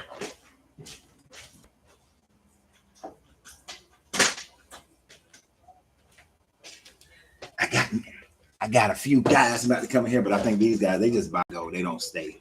So we still should be able to talk even after they come in, but I'm gonna find out. And just, gentlemen, how you doing? Good. Welcome back. Doing all right? Doing pretty good. How you doing? Y'all remember the deal, right? Yeah. Oh yeah. Are we buying and going, or are we hanging out for a while? Oh no, we're fine. Are we hanging out though? That's the question. If we hang out, we'll never go back to work. Close that door for me. Appreciate it. Got to keep the humidity in there. Okay, so they just buying and going. So y'all want to stay with me for a minute? Shit. What was that second dream? What was the second dream? I know that was the first dream. It had a lot of intricate little things in there. You know, had to save some girl.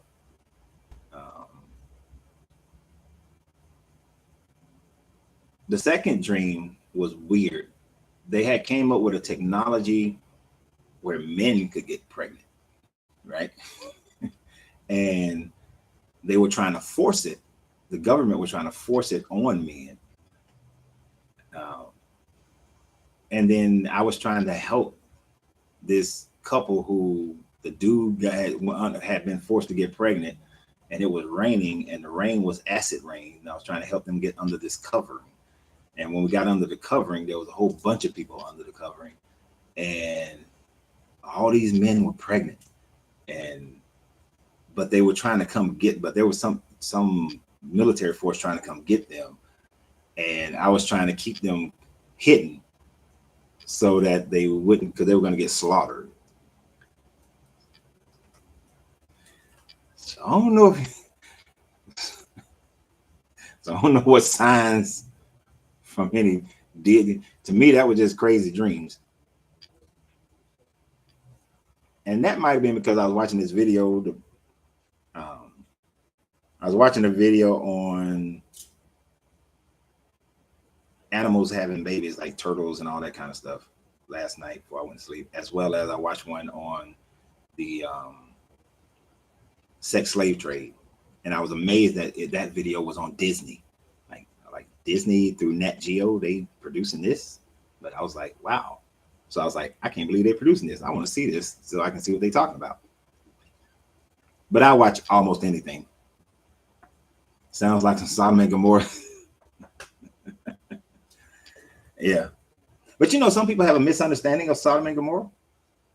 It is not that they was trying to practice a form of homosexuality, but it was kind of like prison, where a man will try to assert his dominance over another man by violating him. So it was really about violating other men to assert their dominance, similar to what happens in prisons, as well as what happened in buck breaking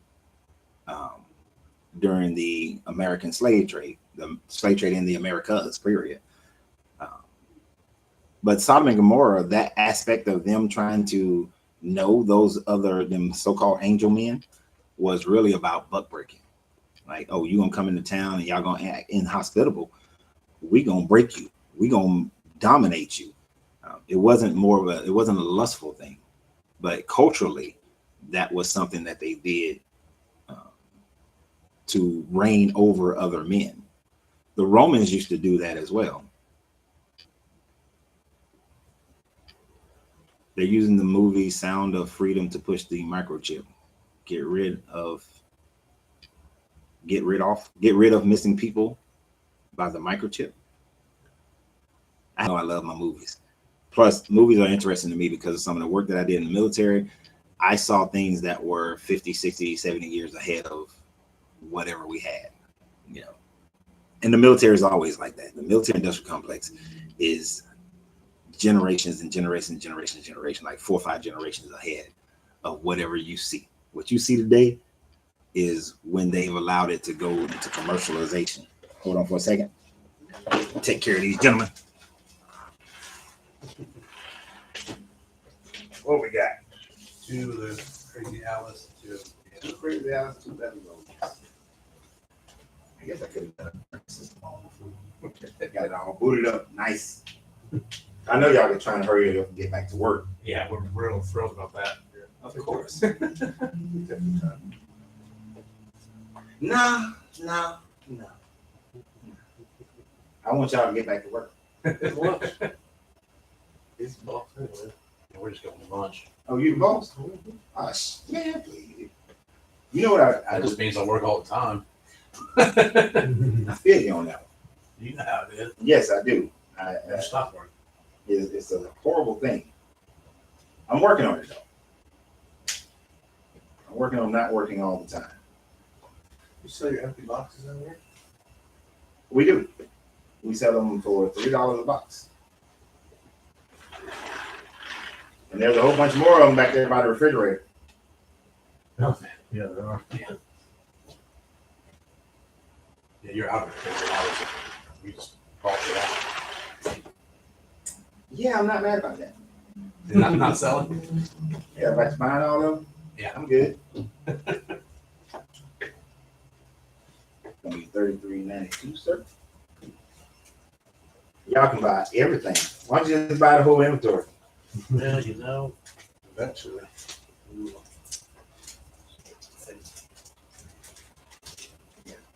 reader not ready. What? The reader's not ready.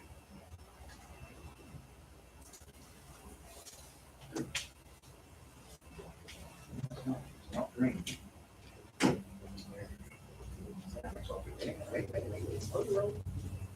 Green mean go, man. That was green. We can get down with some bourbon in here. Sure. You certainly can. What's the game? With Braves games. Any game?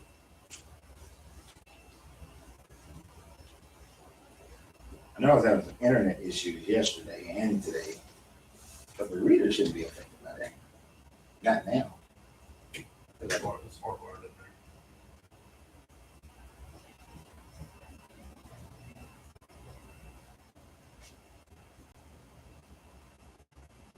Causing me problems early in the morning.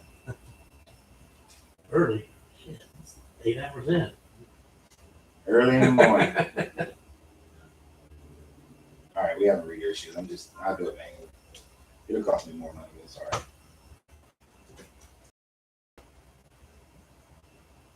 Watch by the time I get all this done. It'll kick them. Yep.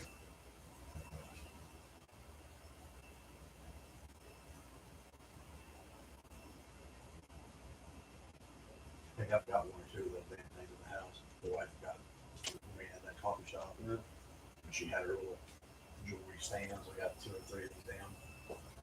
Which is it? Oh, shit. You would ask that question. How do you not know your zip code? It's a new house, man. 3 oh. I'll get it.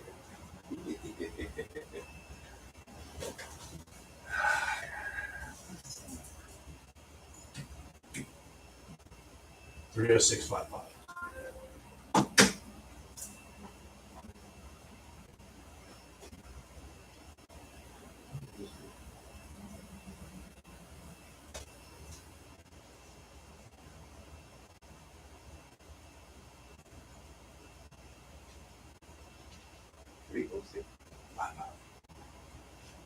Sure, that's it. Mm-hmm. You moved to Monroe? Dude, that's so far away. Nah, just far enough. No, that's too far. Well, it depends on where you're going. Yeah, Coming over here, yeah, this ain't too bad. Not when you leave out in the morning. take you an hour. That's We 45 work, minutes. we work right around the corner though. 45 minutes. Why is this thing moving so slow?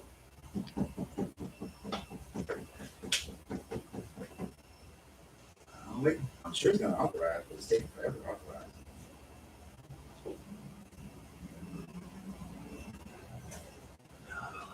It's not me. Still circuit. I'm sure it's not you. I'd want to sell stuff too. Yeah.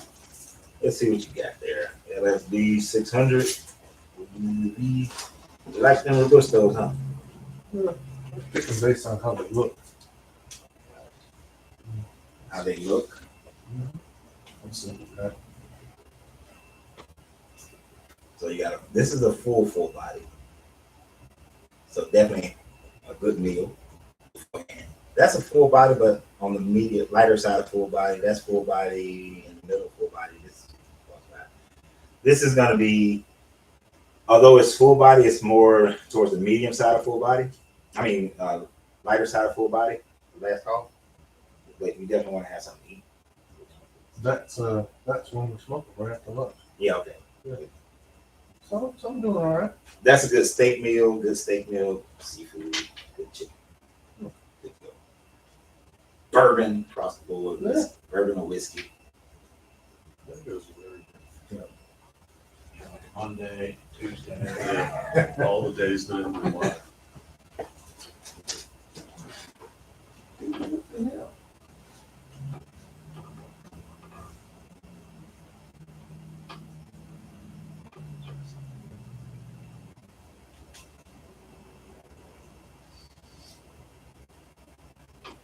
It was just spinning out of control. So I'm gonna change the Wi-Fi to a different. If I can.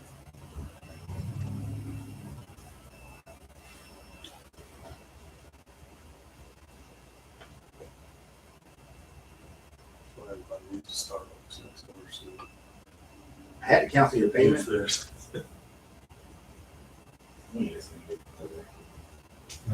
I had to cancel your payment. I'm gonna need you to stuff in. I- I'm gonna change it to a different Wi-Fi connection. See if that one works better for some reason.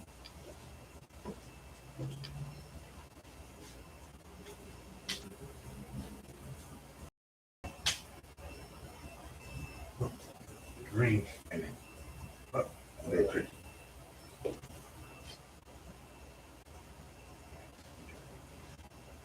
Probably can not charge me twice. Sorry, I don't know. I know what you're saying.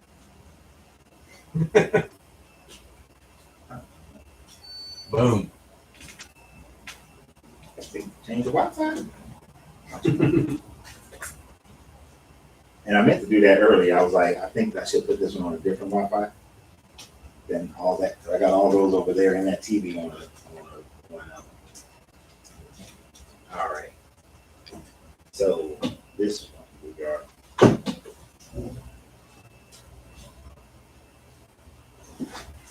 That's all. We got. Who's that? Oh, box.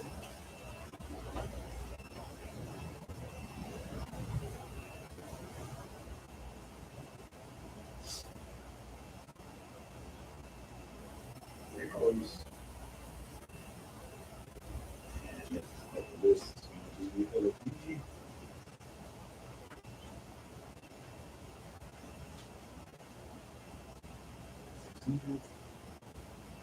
$15. I need your card again.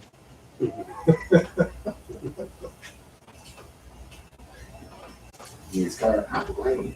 Yeah. I mean, I think he should pay for everybody's stuff. Well, Cole did say that we need to have a community stash at the office there. What's that? So we should buy, And it's sit send around by the cake, by the box. the community card along. I got one of those. You got one. Discount.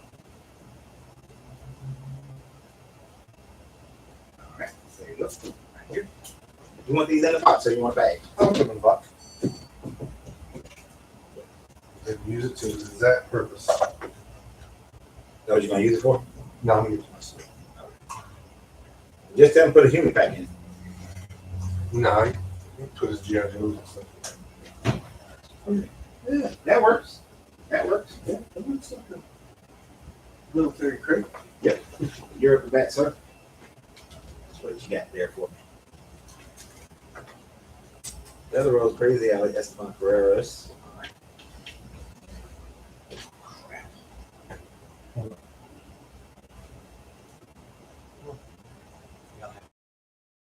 Big Dallas. Like, do you have to go somewhere?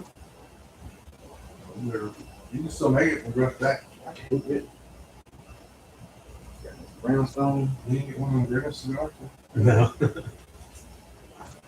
Or after you eat them all.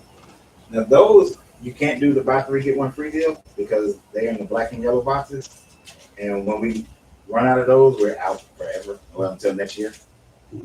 So those are one time. So we do that there. Just in case you ever get one of those in black and yellow LCA boxes.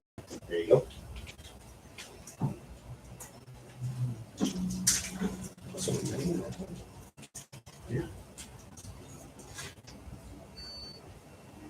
Yeah, those are great because the handheld cutters, people kept walking out the door with them. Look at those. Yeah, that's a little harder to walk out with. Yeah, I might see you do that. As Appreciate it. always, I appreciate you guys. All right, we'll see you next time. See you next time.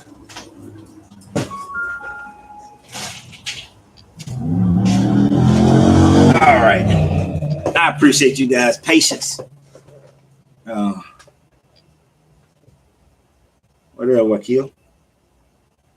Appreciate you guys' patience on that one. I having all kind of Wi-Fi and had to switch over to the different internet, different Wi-Fi.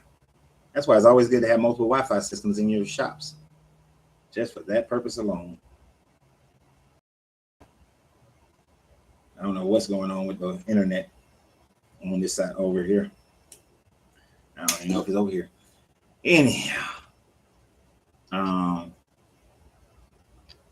y'all been talking to them.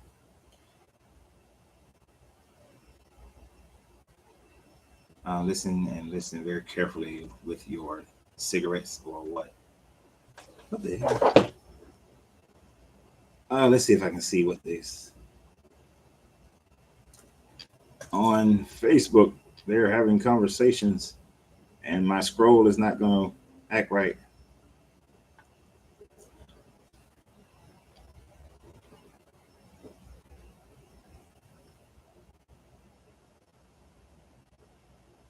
I don't know. I guess somebody talking about my cigars.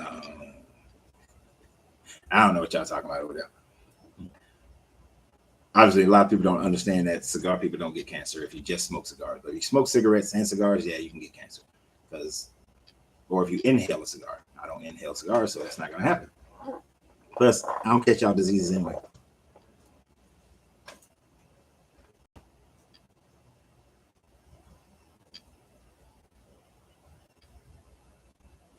But I know y'all already had that conversation. I was away, so I don't know what y'all was talking about. Top Class and Sheila. Probably wasn't direct towards me anyhow. But anyway. I know we were talking about something, but I completely forgot what we was talking about because that took so long with the Wi-Fi issues. But we are back. And we can still talk. We still got, I will do this 1 o'clock though, no matter who's in here or there's nobody in here. I got to do a hard stop. That way I can get some other videos done and I got some other work to get done before people start coming in here. And then I won't have time, to get anything else done. So,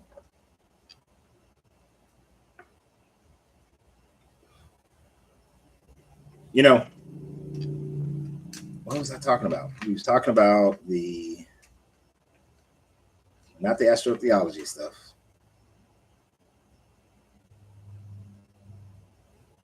Talked about how when people walk away to deconstruct, they lend themselves towards other religions, but ultimately you got to find your own path of what works for you. That's the ultimate goal. When you find that path that works out for you,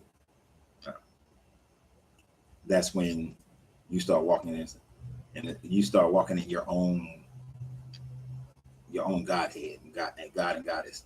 Sodom and Gomorrah and the flood of Noah were all resets because people were starting to wake up. For me, Joel, the flood, yes. Well, the flood was a reset coming out of the Younger Dryas period.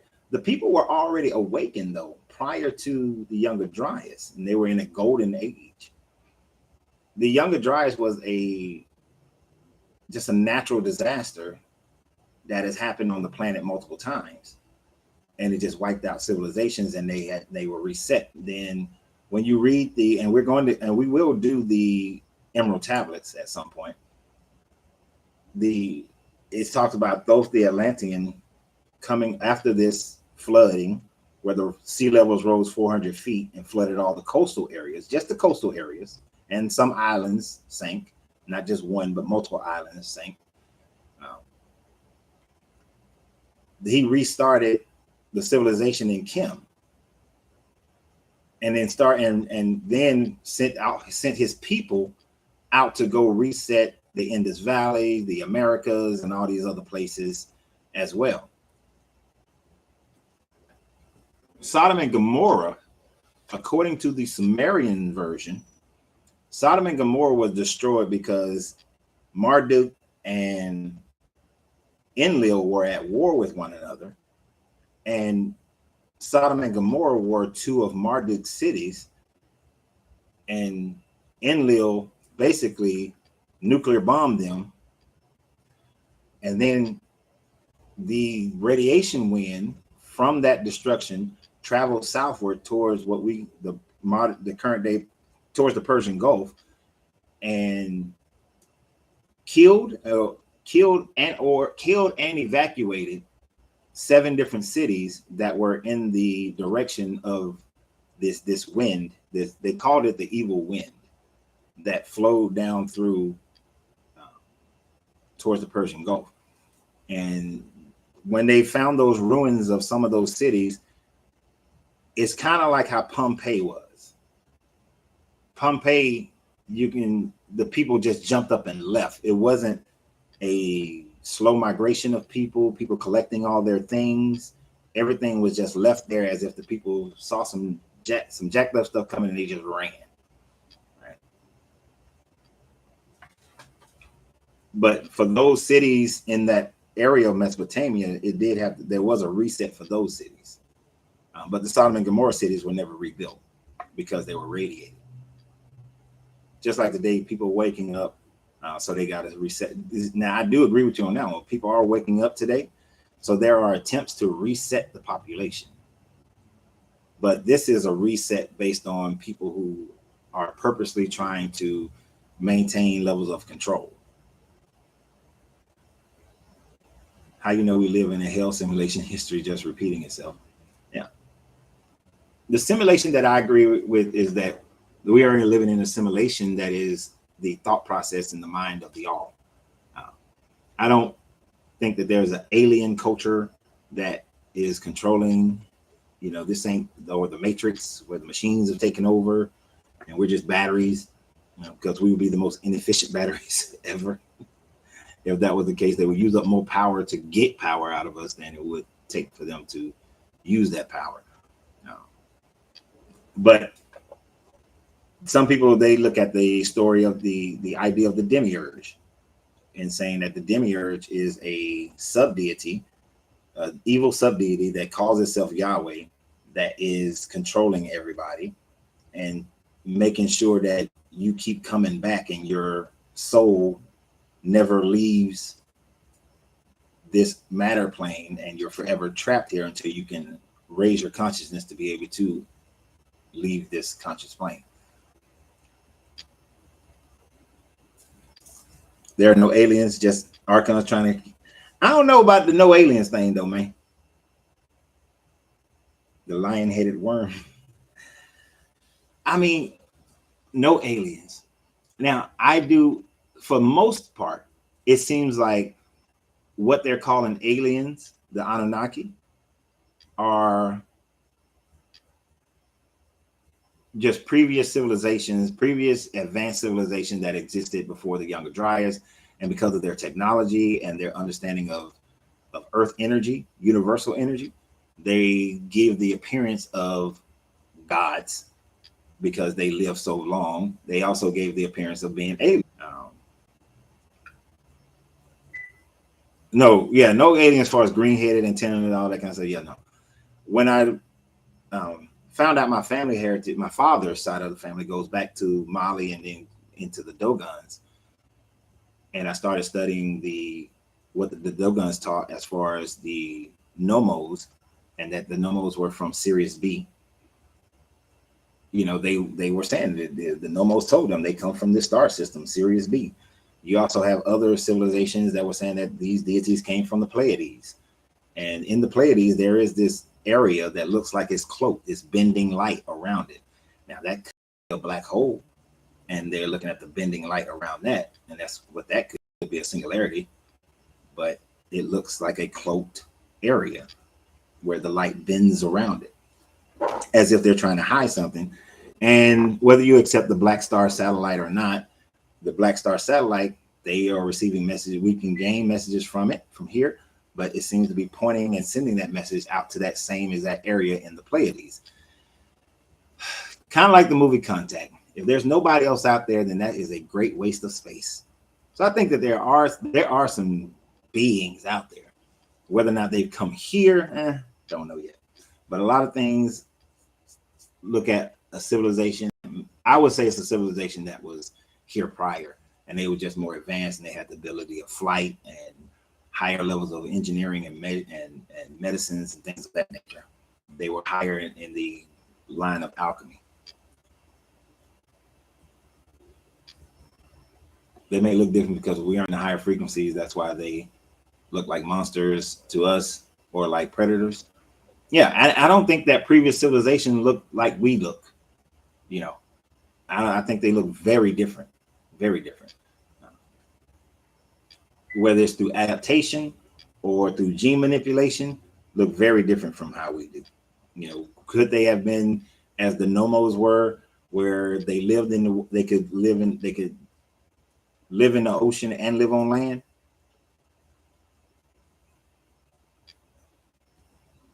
So, and did they have space travel? Could. These, I know it's the Zulus and I think the Greeks have a story. I know the Zulus, but I think the other one might be the Greeks, who have a story that talks about, what was it, the Zulus and the Hopi. I know it's the Zulus. I can't remember what the other group was, but they talk about a time frame before the moon was in our atmosphere, and that the moon came and parked itself in our atmosphere. And when it did, it created all these storms and waves, and because there was no movement of oceans in the same way that it moves today.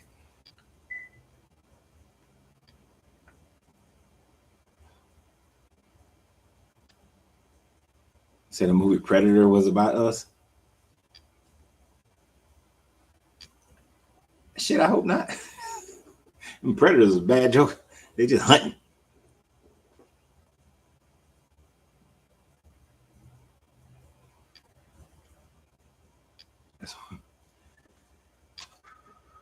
I don't know. The Predator movie was interesting. Alien culture that came and they were just hunters, a hunter civilization, and they went for the big game hunt.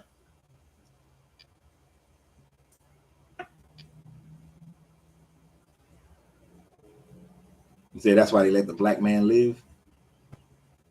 And Predator? What black guy lived? Because the black guy with the Gatling gun, he died. Apollo Creed, because I don't know his real name, he died. The only person that survived was Arnold and the girl, and the little Spanish girl.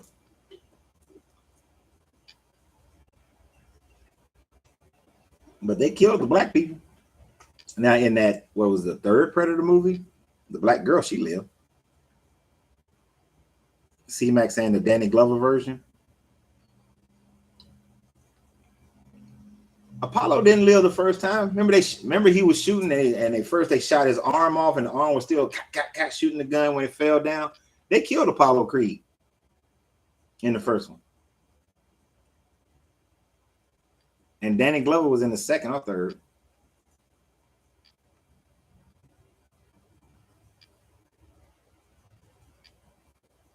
So then they tried to kill him.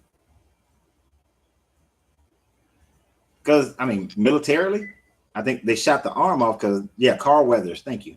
They shot the arm off because he was shooting the damn, that was the weapon, where the weapon was. But they killed Apollo. Apollo just can't catch a break. Dies in Rocky, dies in... Carl Weathers just can't be a character that stay alive. He just keep getting killed. But as far as there being, like, they always trying to think of aliens as being like Independence Day, trying to invade us and take all our resources, or they are benevolent. But there would be I believe that there are other civilizations out there on other planets. Hell, one of my shroom trips, I went and visited a whole bunch of civilizations on other planets. And they all had distinct looks. They all had very different civilizations that were predicated on certain things. So only in Action Jackson he got to live. Because that was one of my best shroom trips. When I visited all these different alien civilizations and saw the reincarnation process of how our energy goes back into like this energetic mind, and then comes back out into being born into another civilization.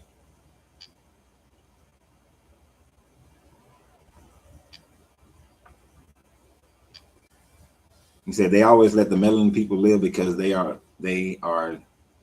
them just in a higher frequency. I don't know. I think we put too much into melanin when it comes to that. I understand some of the properties of melanin, but if we were still isolated civilizations as we were, 3, 4, 5, 6, 7, 8,000 years ago, melanin adaptation, you will have different adaptation based on that melanin. Like the black people who originally went to China, through adaptation, they got lighter without the infusion of Caucasian blood. They just got lighter. The melanated people who came to the Americas, some of them got lighter. The Inuits, they got lighter. Their need for vitamin D, when they stopped getting vitamin D from the waters, they needed to get it from the sun. So they just got lighter. Then as the world got smaller and people start moving around, then you have genetic mixtures.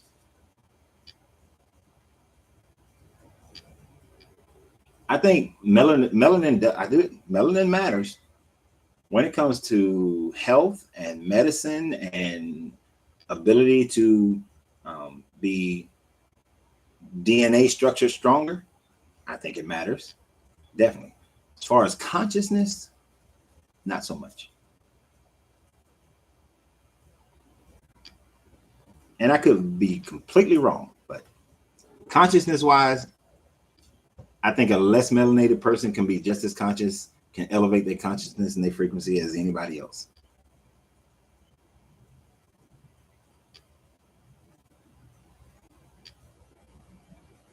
He only lived because of vanity. Man, I haven't seen Action Jackson in so long, I don't even remember the movie. That was one of those, I saw it once and that was about it.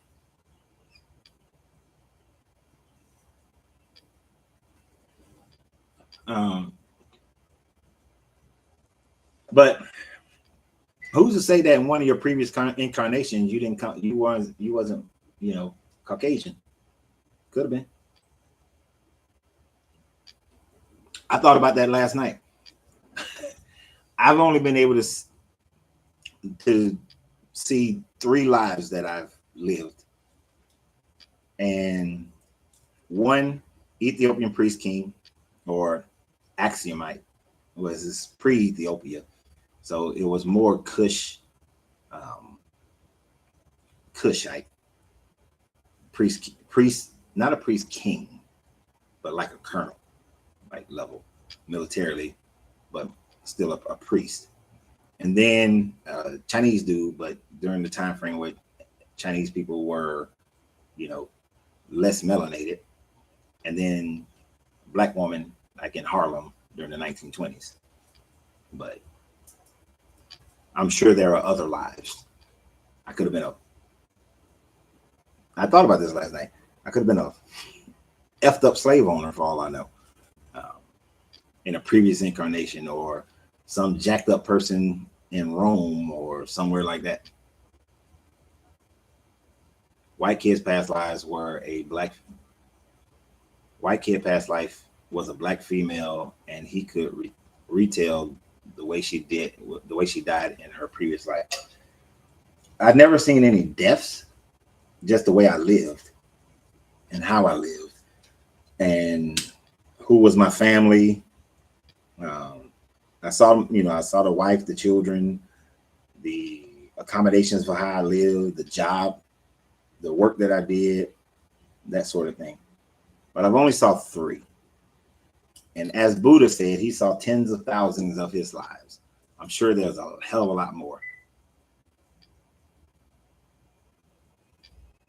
And I've seen where some kids they've confirmed, these kids, people have had past life regressions, and then they research it and they find that actual person. I don't remember any names, and that's the part that I really wish I can remember it. I knew the name of the black woman in the 20s. Because I would want to know the name. I want to be able to verify it. Because if I can get the name, I know there could be some,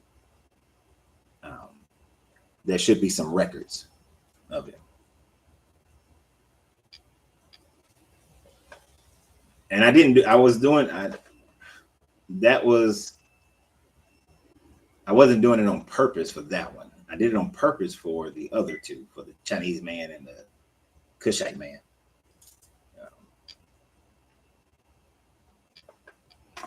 But that's I think that's part of coming into enlightenment, into the higher stages of enlightenment, is able to connect with your past life self. Look into the movie I Origins. All right. Your comment will be on Facebook, so I'll be able to look that up. Because I ain't gonna remember right offhand, but I'll be able to go back and look it up. But yeah, that's the that would, has anybody else had any past life? Remember any of your past lives? You know, and I know somebody's gonna ask, well, how did you do it? Well, each time that I did it on purpose, it was, I did like, I meditated on it for weeks, like weeks, that I just kept meditating and meditating. Or they didn't wipe my memory good enough. It's possible. But I meditated on weeks and weeks. I meditated on it for weeks and weeks of having the desire to go to remember that, to go back then. I also focused on elevating my consciousness so that I release any earthly attachments that I had right now, that I had at the time frame. That's the earthly attachment of family, of money, clothing, the body, food, water. I wasn't fasting. I was just still eating, you know, mostly fruits and vegetables. And I would take all this time to meditate, and I would stretch, and I would do yoga, just to get my consciousness connecting. And I was really I was focusing on connecting to the ether, to travel back into that time frame. And I was reading I wasn't reading, I was thinking about the teachings of the sons of Mithra, as how they talk about the time is like a river ever flowing in a circle, and you can pick out any time, you can grasp any time frame, that all of it is one. Time is just one thing, not this linear time frame that we exist in when your consciousness is not elevated. So I was doing all that, and I was also doing where you just start writing, you know, where you just start writing, and whatever comes to mind, you just write. Just write. It doesn't matter what it is. It doesn't have to be coherent. It doesn't have to be the same story. Just writing, just letting my mind be free. And then you don't know when it's going to happen, and it just happens.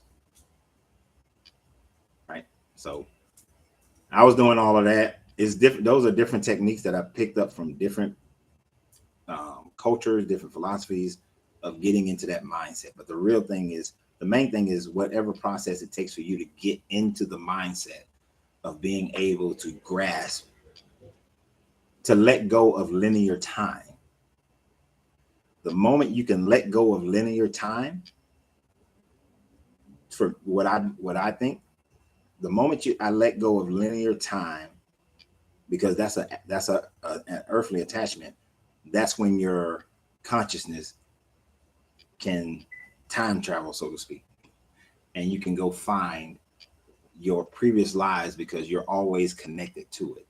You know, when you look at the Hindu teachings of the Akashic record, it talks about how in your DNA is every ancestor you've ever had, but as well as everyone who's ever existed. And so certainly, if I've lived a different life as someone else, then that should be written within my DNA. And I should be able to have a greater attachment to that than having a greater attachment to, say, like Joel's previous life, or C-Mac's previous life, or anybody else's previous life. You should have a greater attachment to the ones of your own and be able to connect to that one. It's kind of just like in the going through samsara, you will be, according to Tibetan Buddhism, you will be specifically, if you bypass going into the higher realms, then you bypass all the negative shit that your mind creates, you will be attracted to certain portals. And then you will be born into that portal, that womb of the ones you're most attracted to. So if there's an attraction to portals, then there has to be some attraction to previous lives, because that's who you were. And that being that you used to be is still inside you. Some people are going to call that bullshit. I don't care. It's what I experienced, so it's what I accept. It could just be a dream. Could be some shit that my mind just made up. I am always open to being wrong about something, so it could just be a dream that my mind just made up. I studied so many different ancient cultures over my lifetime. Who knows? But it was realer than a dream. You know what I'm saying? I don't know if you've ever experienced something that was like, I can tell the difference. But like when I'm dreaming, I know I'm dreaming. I can tell that it is a dream. I know it's a dream. And if I don't like the way that dream is going, I would rewind that dream and change it to fit however I want it to be. But in each of the past life experiences, it wasn't a dream. I couldn't rewind it. I couldn't change anything. It was just what it was. And even when I started tapping in that past life to verify that I'm in a dream, it didn't change. It was just, I'm just sitting there tapping. It didn't change a damn thing. And the tapping became, if you saw the movie, what is that movie? Where they had totems to let them know that they're in a dream. They had little tokens or totems. Like, I think the dude had a spinning top that would never fall. And that's how he knew he was in a dream. So tapping is my thing. When I was learning how to lucid dream, tapping became the thing that allowed me to start recognizing that I'm in a dream. Inception. Thank you, Wakil. Tapping was the thing for me that, on my hand, or I'm tapping on that serotonin. And that tapping, I'll start tapping in the dream. And if I'm tapping and then I can start changing the dream, I know I'm dreaming.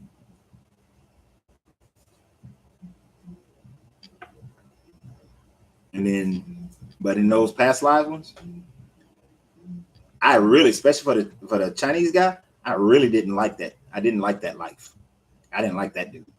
That dude was a complete asshole. He was an asshole to his family. He was an asshole to his community.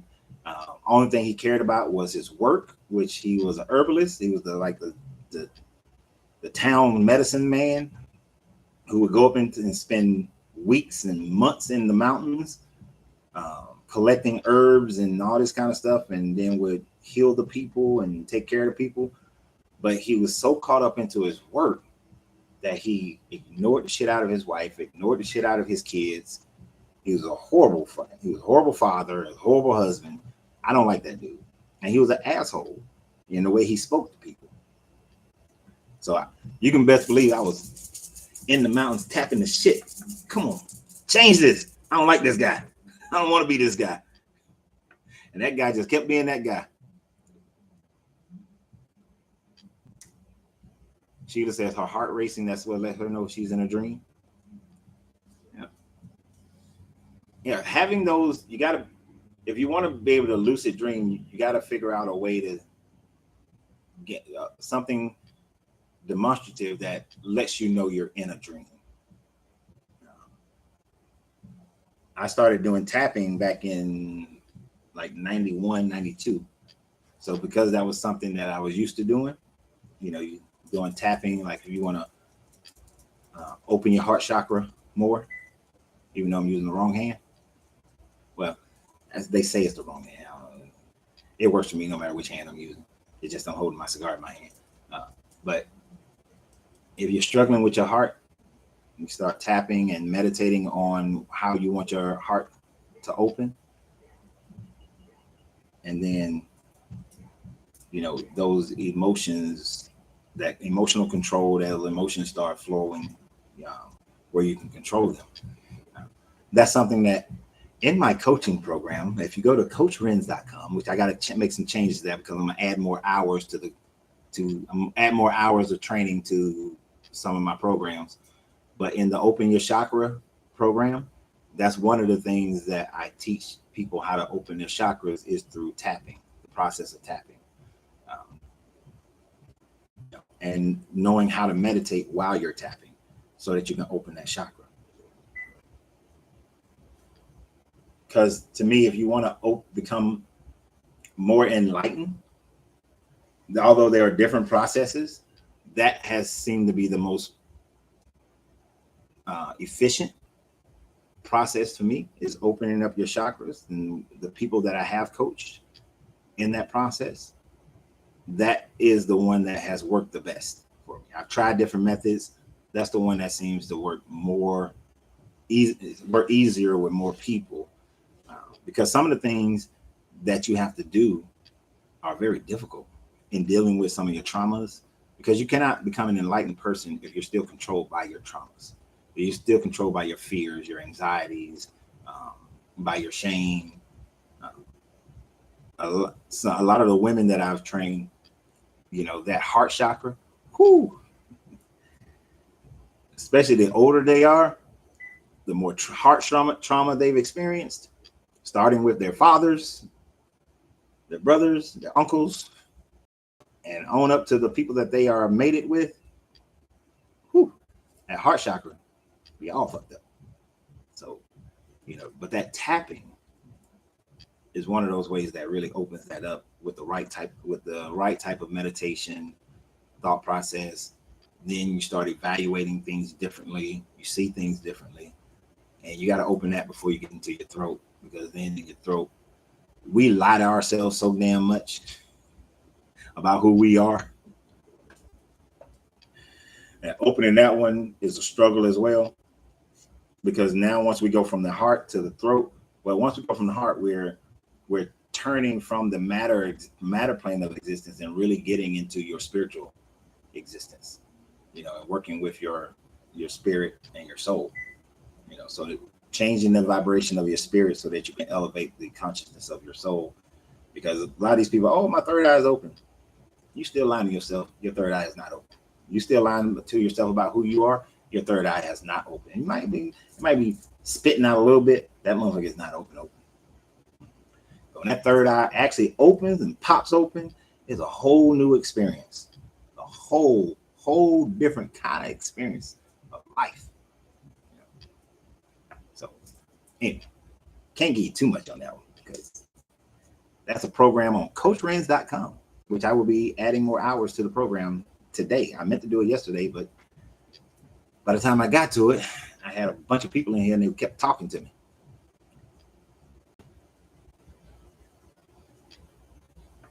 But I know people lately, I've had more and more people asking about coaching programs, and those are some of the coaching programs. We are going to do some group seminar programs as well, coming up in the next few weeks. That are the one-on-ones are more expensive, of course, than group. But one-on-ones, I can deal with that individual person. Groups, it's going to be more vague, because we're dealing with different, everybody got their own stuff going on. Although some things are similar, we all still have our own foolishness that we have to deal with based on the culture and all that. And I'm working on a deconstruction program as well. A lot of it can be done in this group format, but some things you have to get more specific to you, because you had a different pathway into the religions. So your pathway out is going to be a bit different, although there are some general concepts that we can deal with to help you move. There are some general concepts that we can deal with to help you move through these processes. TikTok didn't tell me that the microphone went out. But all of those are being revamped on Coach Renz, RENZ.com. I'm going to finish that today. I'm going to finish that day. Anybody else have lucid dreams? Anybody else control their dreams? I see that Sheila can.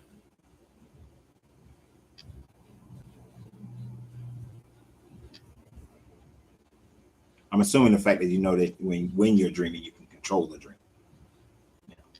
So can you control it once you realize that you're in a dream?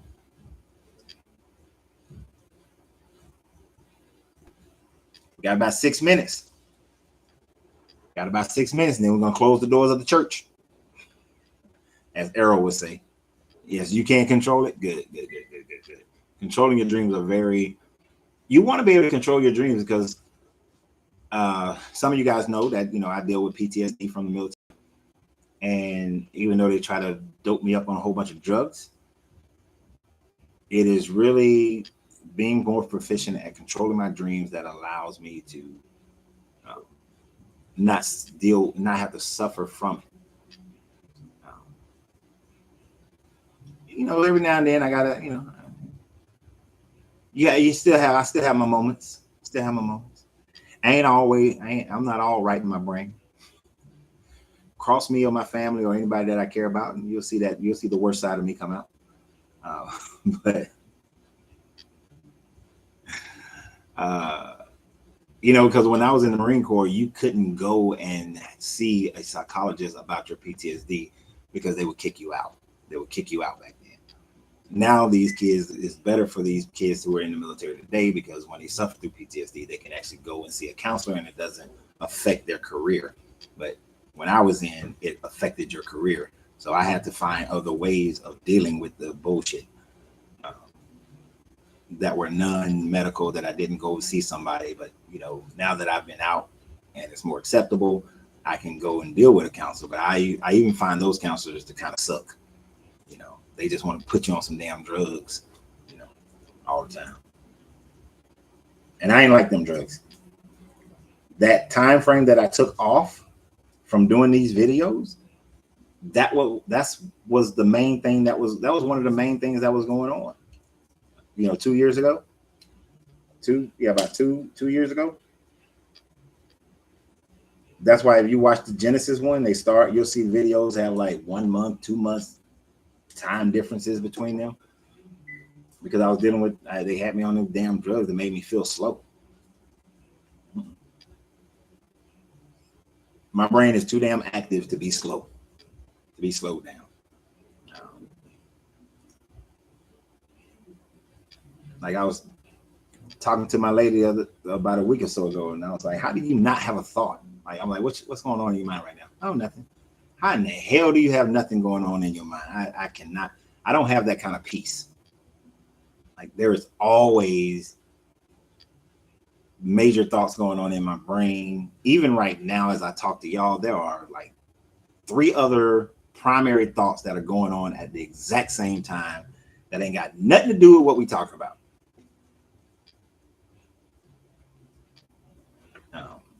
Sometimes it's a blessing, sometimes it's a curse.